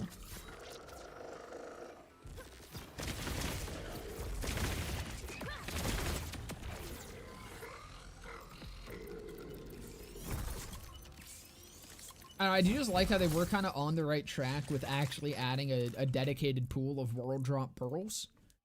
Like, they almost had it. They almost understood kind of what made pearls cool and special and neat and fun to farm and, like, a really hype moment when you got the one that you wanted. And then they have now undid that. They're still world drop, but also you can dedicated farm them. And it just defeats the entire purpose of them. Gearbox doesn't actually know what pearls should be, and neither does the fan base. Like, I guarantee there's a lot of people out there that are like, man, that asked for this type of pearl. I mean, there's a lot of people out there that asked for this type of pearl and are now like, man, I don't really care, and they have no idea why.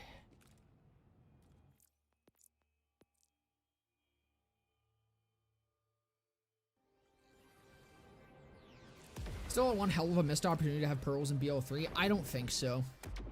I think this is the same situation that BL3 would have. I do not think that Gearbox knows what pearls actually are. Is the problem. I think that, like, BL3 had opportunities that could have made for really cool uses of pearls. And could have done something very special and cool with the class. Do I think Gearbox actually would have done that? No. I don't think that Gearbox knows what to do with pearls. And I have not trusted them to actually do anything with pearls since BL2. I don't think at any point during BL3 I actually wanted pearls. And it's purely because BL2 pearls sucked fuck ass. They fucking were shit, stupid motherfuckers. You get them from fat bugs. You go out, you kill fat bugs, and you get teal. And you kill fat bugs until they drop teal, and it's probably not the teal that you want, but you kill fat bugs, and teals all suck, and they kind of fucking shit, fat bug. BL2 pearls were stupid. BL1 was the only game that ever did pearls well. And I think that will forever be the case. The problem is, not a single person at Gearbox is nearly as autistic about pearls as they need to be for the system to ever come back in a satisfying way. What I'm saying is Gearbox needs to fucking hire me. Put me on Teal Team.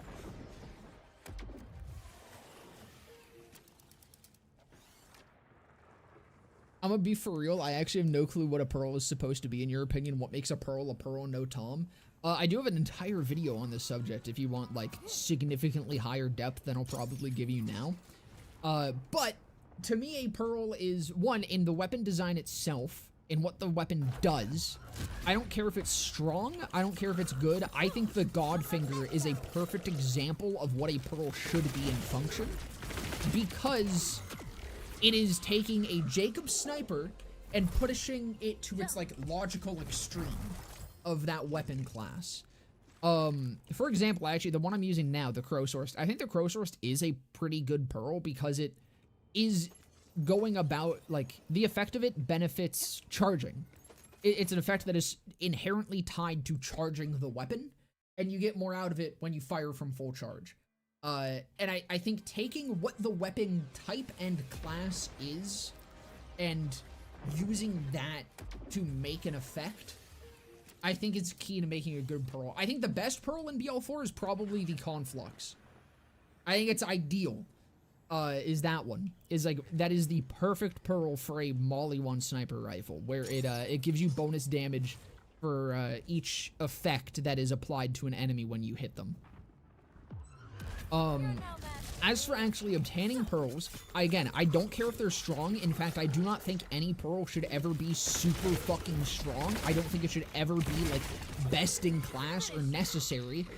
For example, the Raiden. This thing is ridiculous. It drops a booster that does not add extra projectiles, it doubles your projectiles. So for example, if you have a gun that is ×3, you get an additional 3 projectiles per booster that this thing drops. It is the Grog Nozzle. As a pearlescent, as a paid DLC pearlescent, it is the Grog Nozzle. This should not be a fucking pearl. What does dropping boosters that increase your projectile count realistically have to do with Daedalus at all? And 2, why is something that strong locked behind the teal rarity? It's fucking stupid. Yeah, pearls weren't even meta in BL1, and that was when they were at their peak. Exactly. I don't think the strength of pearls matters whatsoever. BL2 actually did have a lot of good pearls in design, in functional design.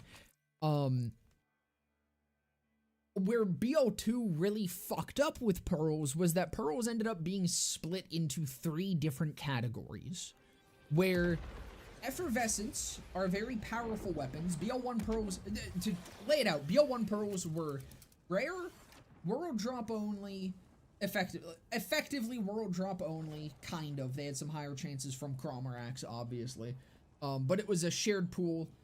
There was no target farming for a pearl, pretty much. Like, you could, but there was always a chance that you get a different one. There was no target farming. They were from a raid boss, the only raid boss in BL1, which alone made them feel more special. And they were strong. They were stronger than average, for the most part. There wasn't really any pearls in BL1 that were bad, but like you said, they weren't really meta, because they didn't need to be. Like, you didn't need a pearl for it to be meta. They were kind of overkill most of the time.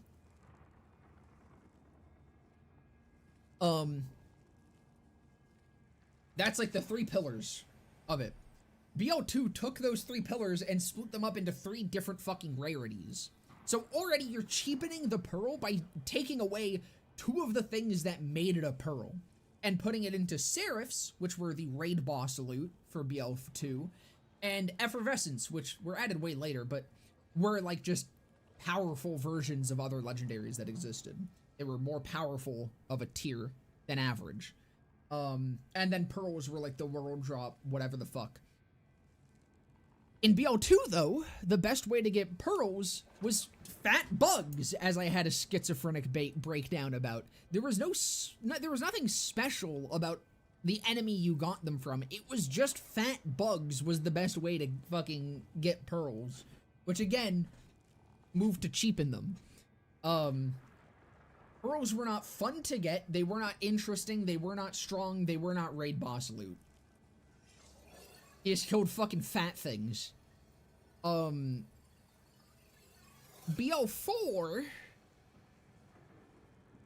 There's just so many problems. Like, there's just so many issues. They're just legendaries in BO4. Like, BO4 pearls are recolored legendaries. There is no two ways about it. That's all they are. Pearls should be a treasure. Pearls should be a treasure rarity, and that is what they should be first and foremost. Getting a pearl should not be, like, it sounds corny as fuck, but getting a pearl should not be about getting the pearl. It should legitimately be about the journey.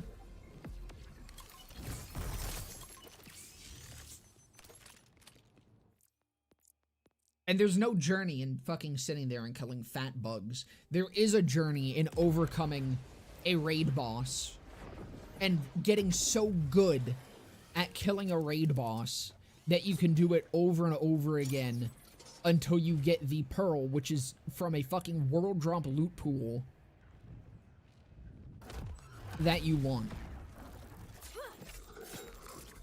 It's a test of, like, pearls test everything in BL1. They're a test of your build, they're a test of your skill, they're a test of your patience. And all of that it tests comes from the journey to get them. And them being more of a treasure rather than an actual weapon class.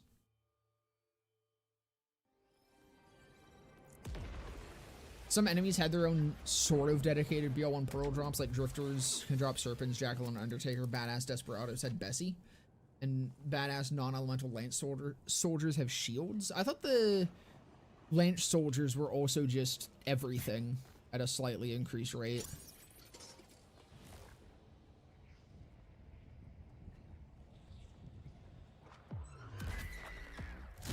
Yeah, Fight for Sanctuary made tubby enemies much more easy to farm. Also gave us Uranus, which has the best world drops of the entire game. Like, I get absolutely no joy from pearls in BL2. I think 2 genuinely fucked the class beyond belief. Or, like, the rarity beyond belief. And I think it just goes to show that Gearbox has no interest in making pearls what they should be. And I do think, at the start, initially, I think that BL4 was sort of almost on the right track. Almost. Here for the Bessie in BL1 is the best sniper rifle in BL1, so by your logic, the Bessie is a bad pearl. The Bessie is still a good pearl because it is exemplifying the weapon type.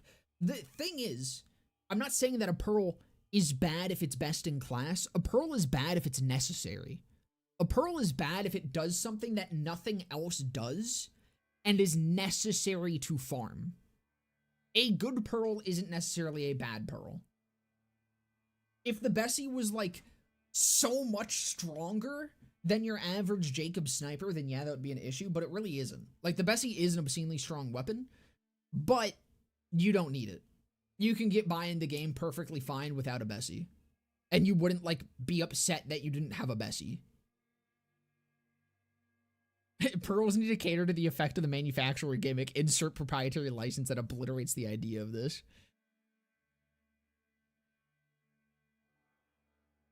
So I'm trying to catch up on YouTube chat. This was moving fast.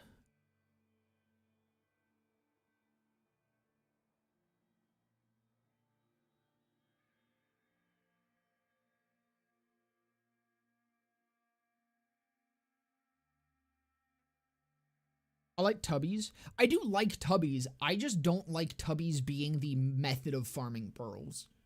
I think pearls should be mostly like raid bosses or tougher content. Something that is actually a test of skill and a test of your build. Tubbies aren't really that. Legendary should be gimmicky. Pearls should be the absolute most an idea can go, yeah. Unforgiven is genuinely a good pearl. Yep. Unforgiven is a perfect pearl. BO2 does genuinely have a lot of good pearl designs, I think. I think most pearls in BO2 are actually well-designed pearls. It's just that the system in that game is bad.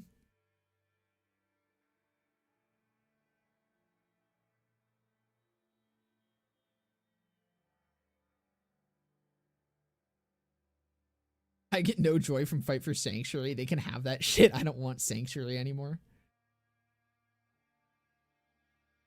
BO2 Unforgiven is just way too weak. I mean, that's the thing, though. Like, that's what I'm saying. I don't think a Pearl needs to be strong to be a good Pearl. I think it would be better if the Unforgiven was actually good in BL2, but it does, like, the effect of it is what I would want out of a Jacob's Pistol Pearl.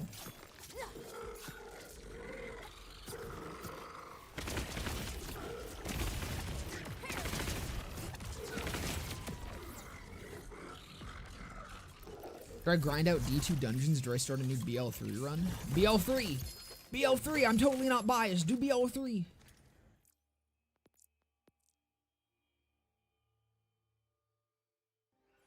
I have a date with someone, so I gotta go, but wish me luck, Rancha. Bro! What are you doing?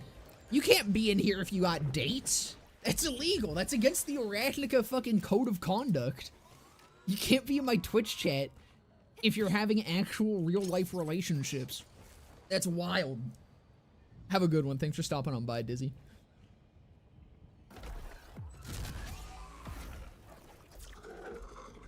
I think the shortcomings of BO2 weapons usually stem from how shit the endgame balancing was. Yeah. I will say, the one thing that BO2 did do really good with pearls, the one thing I really appreciate from that game, was making them world drops entirely.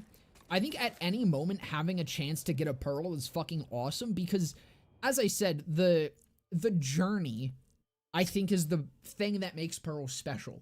It's the memory that you can create while hunting for a pearl. It is how that drop can make you feel. When you get a fucking world drop pearl in BO2, that shit is so fucking hype, dude. I remember my first world drop pearl. It was a storm when I was first running through Campaign of Carnage. It was in the it's when you get like kidnapped in the arena and you're killing all the loaders and shit. I killed a loader and I got a fucking storm. And that was my first pearl ever, in fact, I believe. That was my first pearl. And it was fucking hype as shit, dude. It was the storm, so it was ass, but I did not care. Because I was like, this is a pearl. I got my first fucking pearl. So I think having them be, having all of them be world drop very, very rarely, I think is awesome. That's one thing BL2 did do really well with them.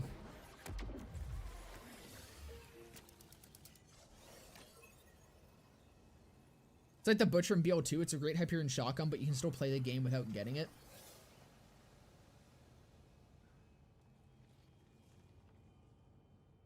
Also, Tubbies are the best way to get class mods too. I think class mods should never be difficult to farm. BL3 for me making the class mod more easy to farm makes me like it a bit more. BL2 class mods being or just being able to get them by some specific farm is retarded for me. It is really stupid. I think class mods not being dedicated is lame. I think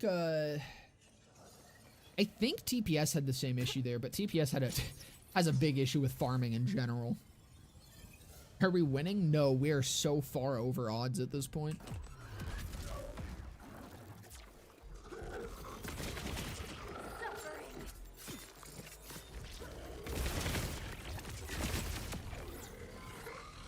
My greatest time BO3 unironically was getting a storm from a skag pile. Or wait, my greatest time BL was unironically getting a storm from a skag pile in BL2. It was like my first ever pearl. And then I was sad at how shit it was. Yeah, that's the thing, like, it is really a hype moment to fucking get one. I think I also remember my first world drop legendary, which was a B from a skag pile. And I was like, damn, that was also cool. I think using, like, that's the type of shit that should be focused on when making pearls. The weapon class, or the weapon tier itself, doesn't really matter. It's the weapon tier, the rarity should be used as a delivery system for really fucking cool moments in gameplay. They themselves don't really need to offer all that much to gameplay. They just need to be able to create that hype fucking moment. And that's what I find to be the most important thing about pearls, and what I think BL2, for the most part, really missed out on. And BL4 didn't even attempt to do. They just ripped the system straight from Redux.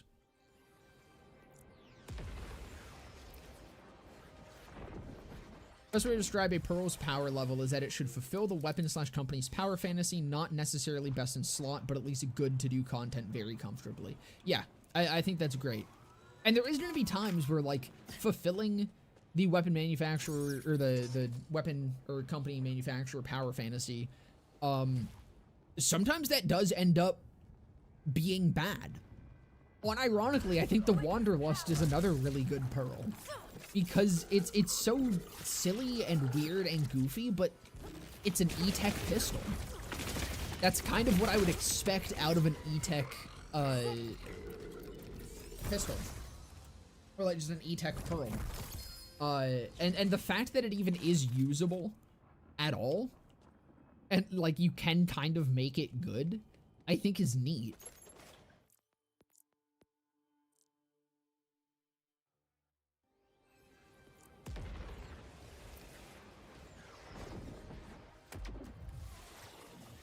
I think only one raid boss had dedicated class mods for each character in BL2, and for most characters it's ass. Yeah, the Slayer of Terror or whatever. It was a Maggie from a red chest in BL2. Dude, Maggie as your first world drop? That has to be fucking... That shit drugs right there.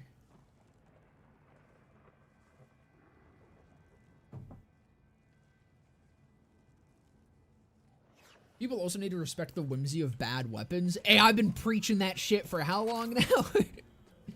Bad weapons can still be fun. If the Wanderlust was in BL3, I'd be foaming at the mouth. Unironically, it would probably slap so hard. What's better, this or BL3? BL3 substantially.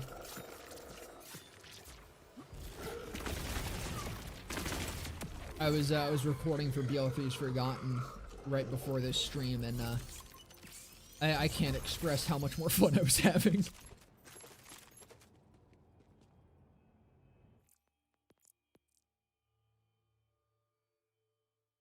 What do you think about ordinances? I fucking hate them. I think ordinance is a really shit system, and it, for the most part, just killed heavies as a weapon class. Something most people don't engage with deeply, or at least as deeply as they used to when it was just a normal fucking weapon type. I do think having grenades on cooldown is kind of cool. I definitely don't mind that part of the ordnance system. I think the way it does grenades is nice. I don't think that heavies should be a part of it. But Randy said this is a premium game for premium gamers. Yeah, but listen, I'm not Randy or his wife, alright? Apparently I'm not a premium enough gamer. That's why they didn't give me my DLC for fucking 100 hours or whatever the fuck it was. 98? It was 98 hours that I didn't get my DLC. I just wasn't premium enough. That's on me.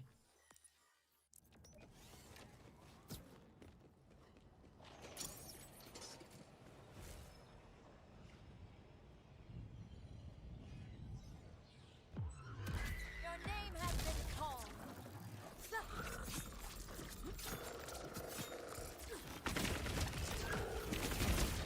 It really is a shame, though. I think ordinances wouldn't have felt as bad if... Ordnance would have probably been cool if not for how fucking good heavies were in BL3. They figured out how to make rocket launchers work as a, like, solid weapon class again. They easily felt the best since fucking BL1 in 3. And then they just fucking shoved it behind, you have to choose between a rocket launcher or a grenade in 4, and now it's like, who the fuck uses this shit? I don't even think heavies are bad in this game. I think a lot of the heavy design is actually pretty cool in terms of like how some of them work, and I like how a lot of them are very unique. And I do like that this system allowed for like fully auto fucking chain guns and shit. I just think it not being a normal weapon type really hurts it.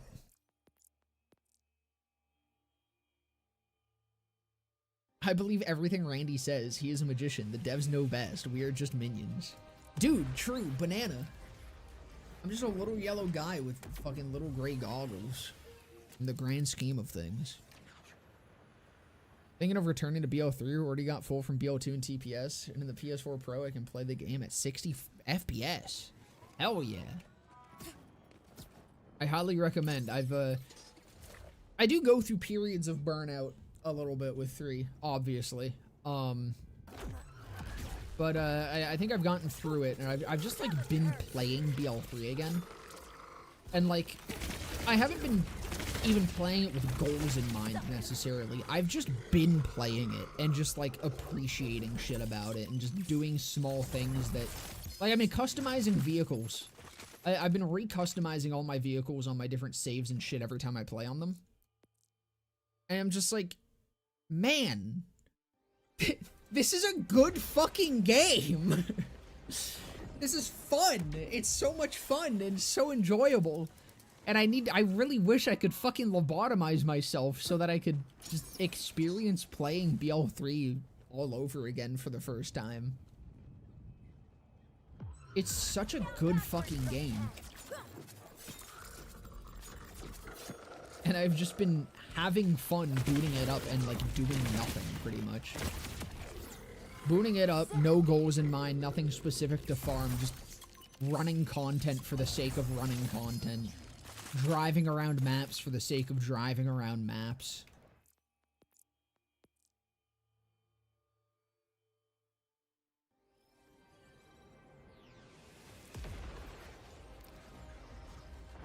I just have the season 1 pass to BL3, but it's already good enough for me. I highly recommend getting the season 2 if you can grab it on like a good sale or something.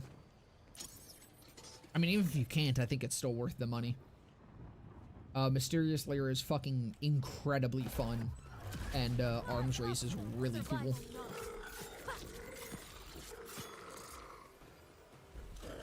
When BO5 is out, will you say that BO4 was a good game? Probably not. Unless there's some magic patch in the meantime that fixes all the issues that this game has, nah.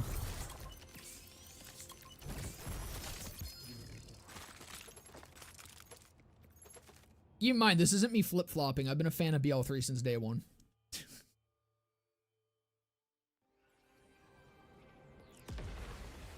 My opinion on that game hasn't changed because of BL4 being shit. I just always loved BL3.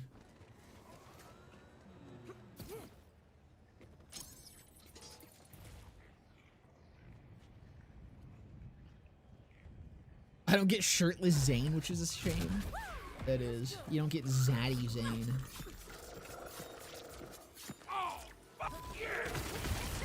Ayo, thank you for the follow, Tyrus Vanguard. Welcome, brother. Or Cyrus Vanguard, excuse me. I'm fucking blind.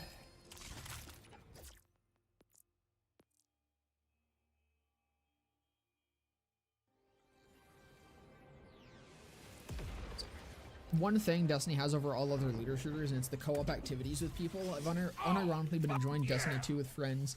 Ayo, thank you for the follow, Lost in Space 405.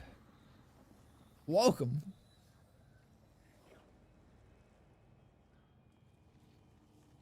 I've unironically been enjoying Destiny 2 with friends and just learning dungeons and stuff.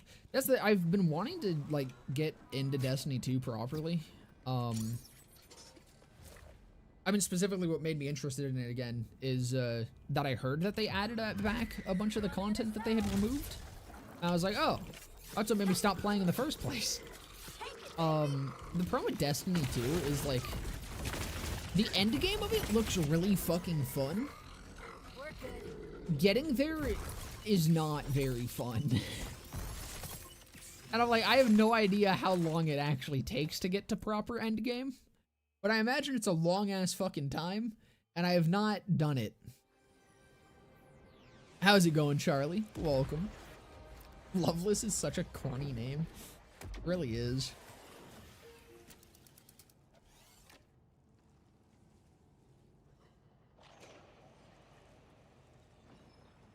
I have 240 hours in BL4 thus far, more than most other games, except for other BL games, of course. Yeah, I think I'm around the same. I don't think Epic's gonna let me look. I don't think I can see my playtime on a game that I have currently loaded. I think I'm somewhere around 300 to 500 hours on 4. Like, I've definitely gotten playtime out of it. It's just significantly more. Yeah, I can't. It's just more disappointing than other games in the franchise. She looks cool. She does look cool. I'm pretty excited about her. Witness power.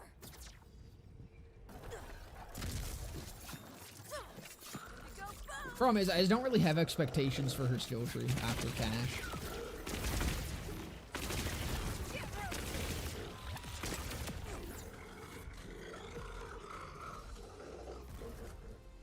I'm just hoping she's at least like, my hope for her is that she's maybe like a Zane type character, where she's like a proper soldier class, where she has like actual utility and shit. You know, like Vex would have if her blue and red tree was actually good.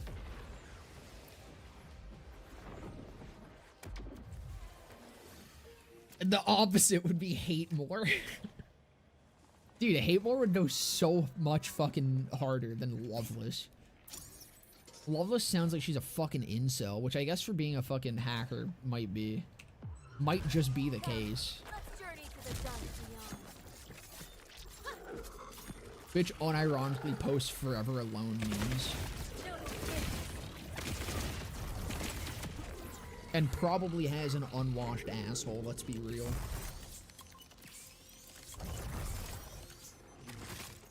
Just got home from the gym and gonna enjoy a tall boy the rest of the afternoon. Hey, you know what? Speaking of exercise, your boy finally got a new skateboard.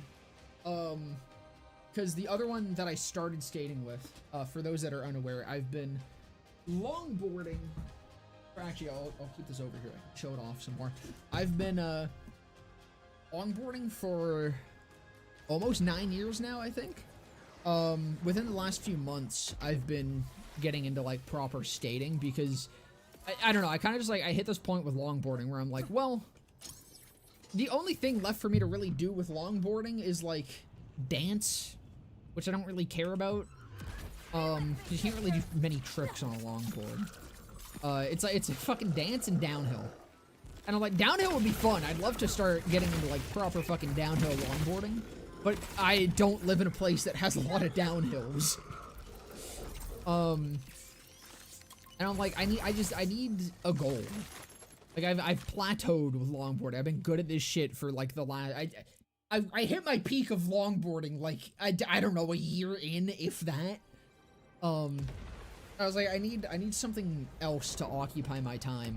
I want something I can actually start getting better at. And so I finally went and bought just a skateboard.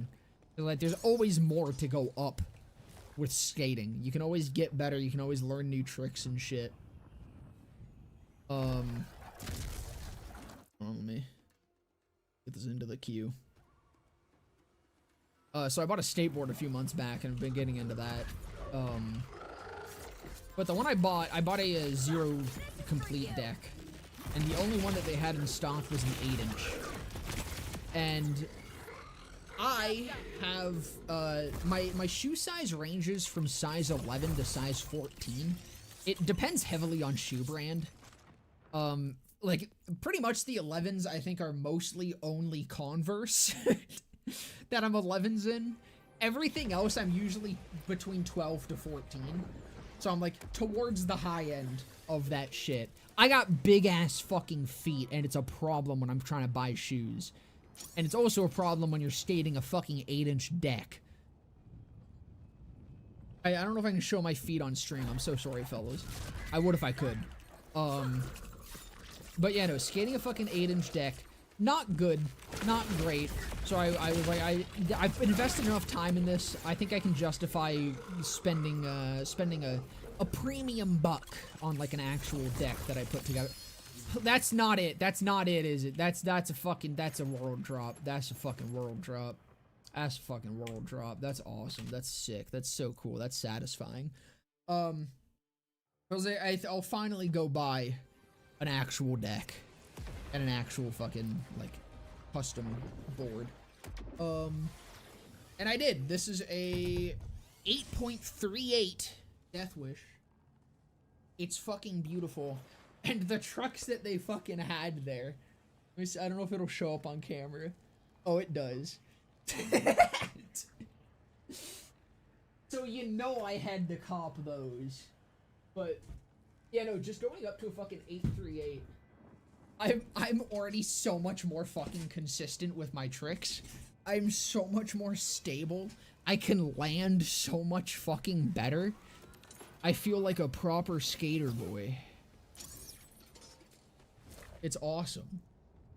But yeah.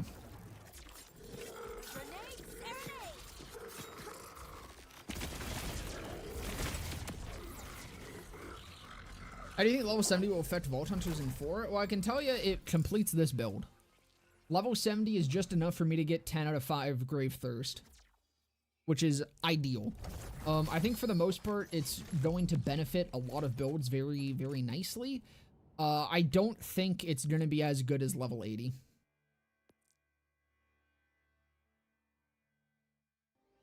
Magic Tricks Arachnica when? That was, when I was like 12. I was really into magic tricks. I think it was between the ages of like 8 to 12 is when I had my magic phase. Oh, thank you for the follow, Envoy. Welcome, brother. What is happening? Why am I...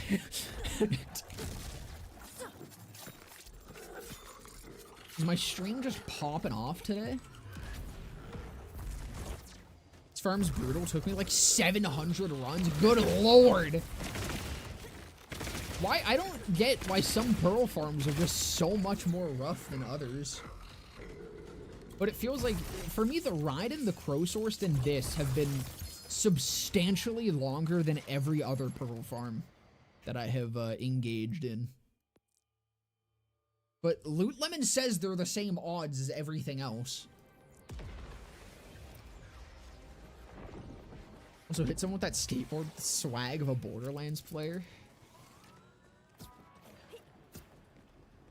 No, what's funny is there's this tennis court by my house, and there's like one patch of it that was recently repaired and is really nice to skate on. The rest of it is complete fucking trash, and I'm thinking about fucking contacting my city and being like, yo, can we like get this shit maybe fixed up a little bit? This has to be a concern to someone, correct? Because there was just this new like trail that was put in through that park, and it goes pretty much literally from my street through the park and then to the other side of town. It's really nice to skate along. But in terms of like actually having a place to practice tricks and shit, using that tennis court is way better. But it is trash. It is completely fucking trash. A lot of people also like to just break glass over there for some reason, so there's a lot of broken glass. I've been thinking about just buying a fucking shitty broom from the dollar store and just, like, taping it to the fucking pole for people to use, because it's kind of ridiculous.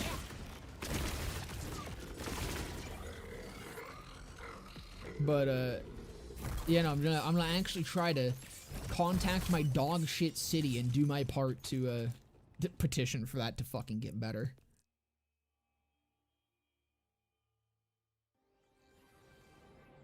Chud character. Dungeons are fun, build crafting is fun, hell, even the pursuit of good rolls and weapons is fun in some instances. That's what I mean, like, Destiny's endgame seems like it is actually quite enjoyable. It is everything else about Destiny that I do not, I can't stand. I just cannot get to endgame.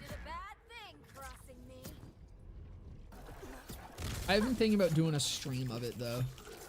And just seeing how far I can push myself with maybe I have the motivation of streaming it behind it, then maybe I can get a little further.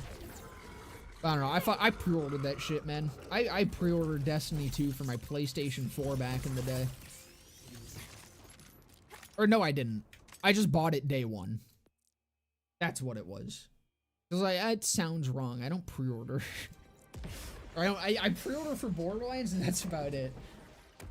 Well, I don't think I would have done that. No, I think I just went to fucking GameStop day one and bought it. So effectively, I might as well pre-ordered it. Because I bought it day one, though, and they still had, like, pre-order stuff, I got the pre-order bonuses, which was kind of cool. But no, I played it a shit ton that one day. And then I, like, jumped on a couple times after that. And then I didn't really play Destiny all that much. It went free to play. I got it on my PC. I played it a little bit, and then I tried to boot up again like a year or two later. I don't know. I tried to boot up again and continue and give it another go. And then I was told that the content that I had been completing no longer exists. I was told that the content I was currently inside of had been removed from the game. And I was like, oh, okay. So I closed the game and I never touched it again. So I'm like, that's the content that before you went free to play, I understand it went free to play. You know, I didn't really pay for it at that point, but I did pay for that content prior to it. Like the content that they had removed was the content that I had paid for at the time. And I know years had gone past by that point, but I was like, I don't know, it felt kind of lame to boot up into a game, want to play the content that I had completed on my PlayStation a year or two prior. And have it completely removed from the game that I was wanting to play.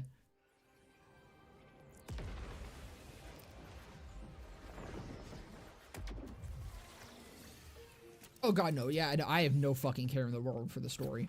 It's just doing the missions and shit is kind of boring. Do I drop Terra after 6 years? God, I fucking miss Terra.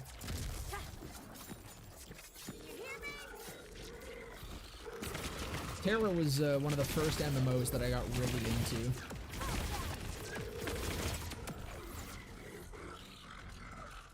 But yeah, I think the practice of removing content is really fucking dumb.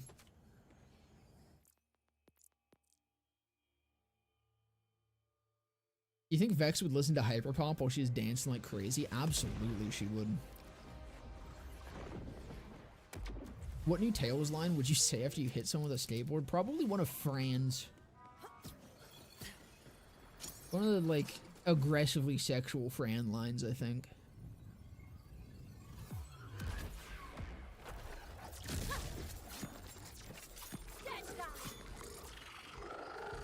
Oh, so we are another 2 hours into this farm, by the way. I think I went for 3. We are 5 hours total into this farm. Now I have that image in my head. Good. Better yet, imagine your dad naked with big, fat, swinging nuts between his legs. That's a fun one.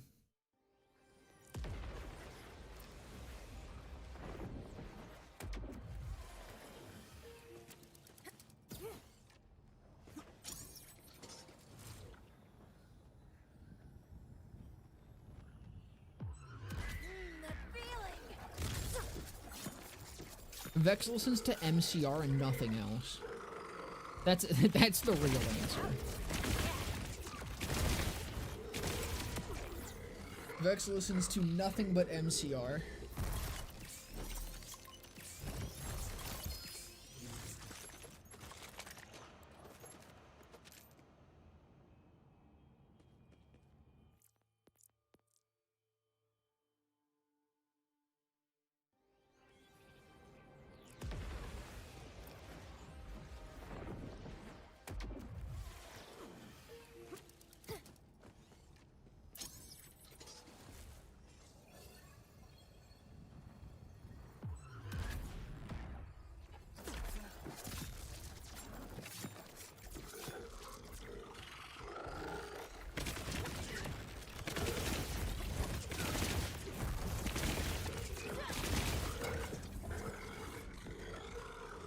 Trippy's the new Fran and she is canon. Yeah, and every Vault Hunter apparently canonically fucked her. Which, okay, hold on. How is that gonna work with Loveless? If Loveless is an incel and loveless and has a smelly ass crack, alright, then how does that fit her character to have sex? How are they gonna work that one around? She must have been some self-insert from Gearbox. Yeah, she's Randy Pitchford. Trippy is Randy Pitchford's self-insert so he could finally fuck his goth mommy Vex.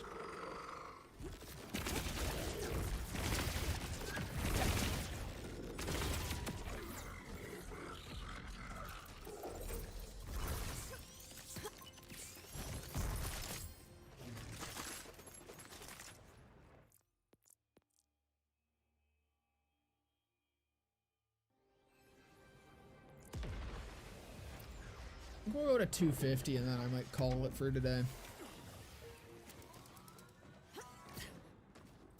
A nice day out, and my skateboard being over there is just calling to me like the Green Goblin mask. Oh, hey, you wanna come ride me, buddy? You wanna come ride me? Like the strange men that always talk to me at the in the McDonald's parking lot. Rathnica going outside? No, I actually just do it here in my fucking bedroom. I'm slowly digging a hole through my floorboards with each and every ollie.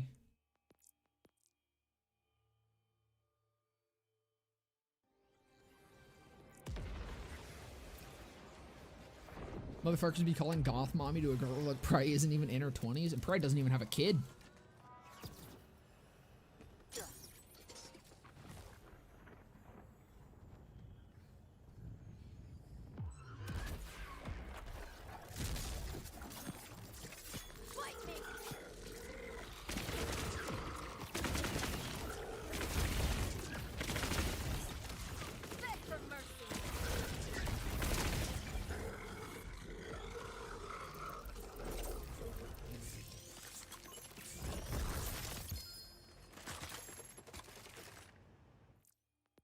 Do I have I think I installed Destiny 2 to stream it.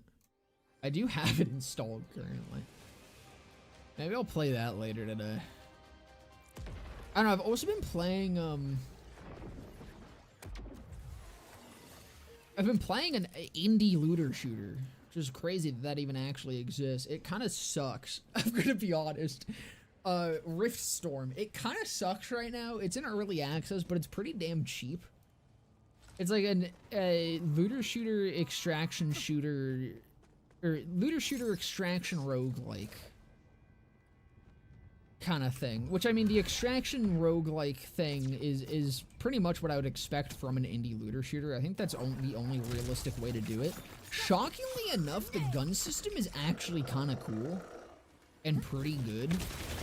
It's everything else about it that kind of sucks ass right now. It is an early access, so I'm hoping that it gets fixed up and stuff, but I don't know, if you guys want like a fun little fucking dinky looter shooter that you can just boot up and play for a few hours, highly recommend Rift Storm. Just don't be having too high of expectations for it. I'm invested in this now. I demand to see the drop.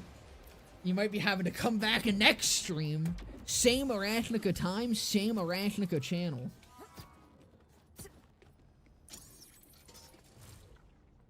I saw that. Looked like an interesting game. It is neat. Like, I don't know. It's not a game that I would recommend in its current state without a lot of warnings. I'm currently, I'm writing up. To be clear, though, this is how invested I am in this game actually doing well. I'm currently, working on taking notes, and I'm gonna write up a huge fucking doc, effectively, to submit as feedback. Because I really want this game to actually do well, because it has really good bones to it. This game's been drinking its fucking calcium, or it's been drinking its milk. It's got a good amount of calcium to it. It's got strong bones. It's just lacking a little bit in the meat department. It doesn't got too much schmeat on them bones yet. But I'm like, I really want it to do well. I've already given them some feedback back when they had a demo out. And they seem to be pretty damn receptive to it. Like, they seem to be interested in making the game a lot better. And supporting it in that. So I'm like, with that, I'm going really fucking hard, and I want to give as much feedback as I possibly can on it. Because I think it could be really fucking cool. And a really good showcase of what an indie looter shooter could actually be. We need the tier list of the husbandos of this franchise. That'll be next stream as well.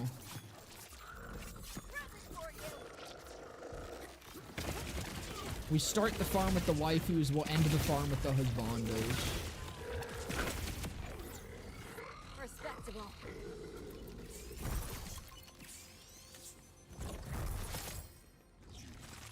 Alright. If we got so many believers in chat here.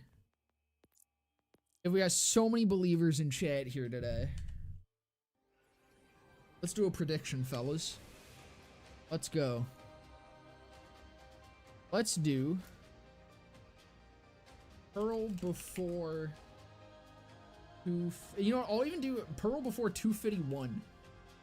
Alright, you guys did an extra run in there.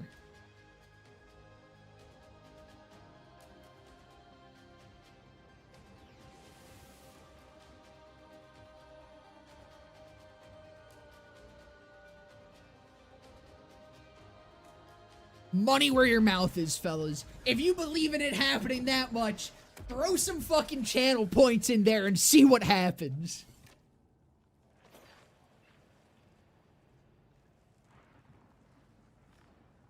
Personally, I think you'll get it on 251 just so I can get you to do one more run after 250. I'm gonna do it. What's funny is I actually did not even read that message before determining that I would have that go up to 251.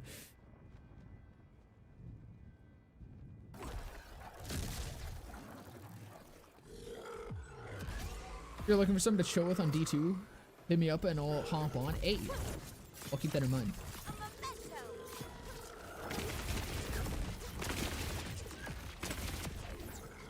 There's all 9.7k of my points. Oh my lord. All right, I respect it. Now, I did make a mistake here. I did not specify the pearl. I did this the last time too, and it wasn't intentional that time, and it once again was not intentional this time. So if I get any pearl, technically then the prediction is correct. And you guys get your points. So it doesn't even need to be the one, it just needs to be a pearl. However, I'd really like for it to be the one. But, you know, last time someone went all in, I did end up getting the pearl, so... I don't think that's it. I don't think that's it, but that is a pearl.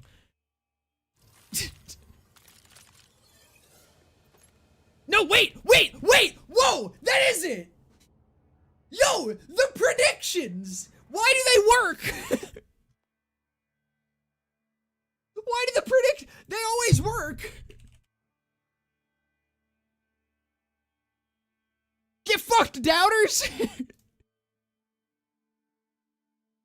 Wait, hold on. Pearl before 251. Yes.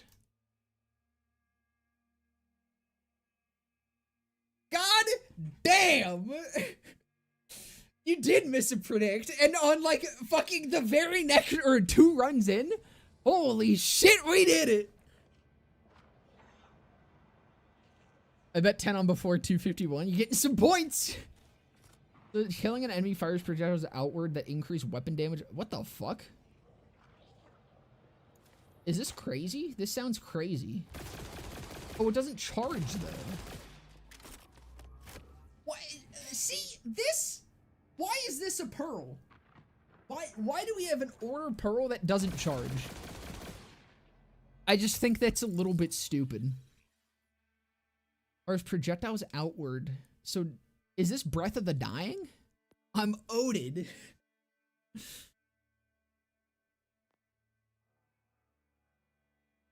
Yeah, it was like a 97 to 3%. Honestly, you're getting 300 extra points is kind of surprising. I don't know, let's go fucking try this. I don't think I'm gonna do a full takedown run, but we'll try it on the intro to the takedown. No, the Master Pearl Farmer. I do still have the other 2 guns to do, or to go get. That'll be next stream. I already spent 2.5 hours getting this today. Those ones should be quicker, though. Because I believe, we'll just do hardcore. I believe the Subjugator Pearl is a much higher chance. And the other one's just a legendary from the Order Night events.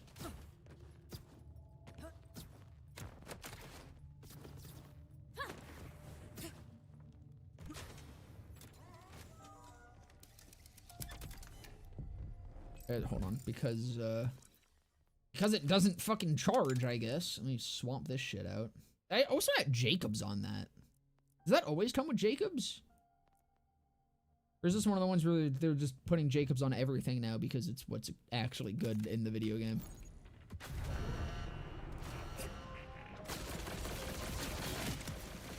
Oh yeah, it's literally just Breath of the Dying. It's Breath of the Dying, but it also buffs your weapon damage. This feels kind of fucking ridiculous. I'm not even in my action store yet.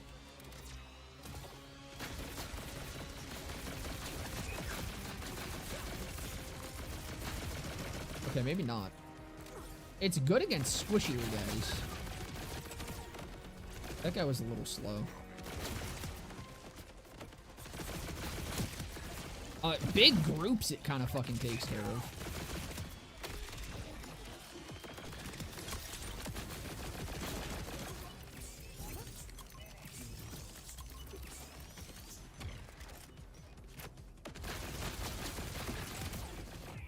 Is this weapon damage just soup, though? It does feel like it's definitely doing something when I, like, proc it. But I can't tell if it is just soup or not. Like, that was big. That was kind of big damage there.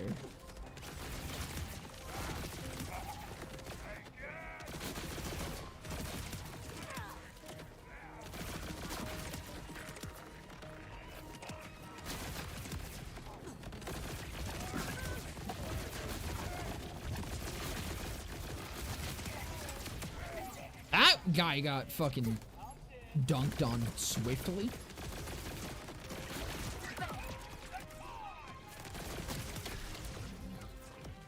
So it does do splash as well. It literally is just Breath of the Dying, but not corrosive. I don't know, I guess at least they gave a fucking doll gun to something that isn't Daedalus for the first time. They're trying to actually pretend that Daedalus isn't just doll with this one. Sorry, not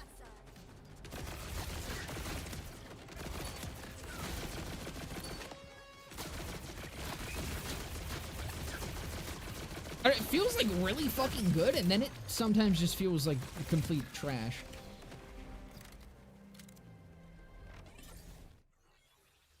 Now my luck in D2 dungeons will be horrendous.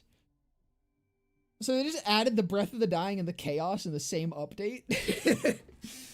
People will sing songs about you 100 years from now. Down the street, they will point you and say, "Oh my god, there he is." It's dull, but without any lore, yeah.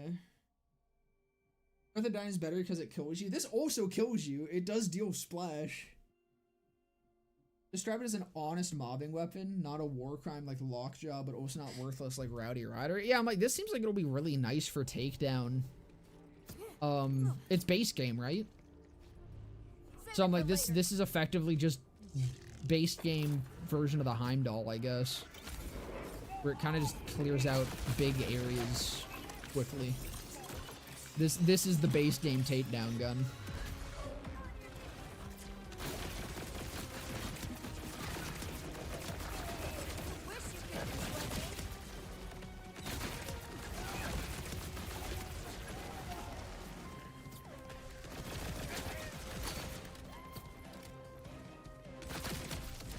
Yeah, there it is. I don't know, it's like, it's just not as visual as the fucking Breath of the Dying. That's the biggest disappointing thing about it. It doesn't have, it's not globby. I like how globby the fucking Breath of the Dying is. Where's my globs?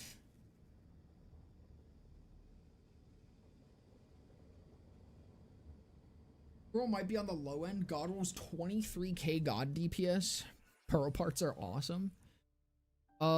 Yeah, that actually is a big fucking difference then. So I did just get kind of a shit roll. I mean, even at a shit roll, it's still pretty good. So if that goes up to 23k DPS, then that is definitely a pretty damn good gun. And it is nice that there is actually like a proper takedown gun for base game, because I don't really think there was. Most of the good guns for the takedown weren't base game. I think pretty much you just had... Is Lockjaw base game? I think Lockjaw is base game. No. No, yeah, it is. Lockjaw is the one from Subjugator and Thal. I think without, or prior, it was just Lockjaw, Bonnie and Clyde, which you're relying on ricochets to get value out of for dense mobbing. That's that? I don't fucking know. Like...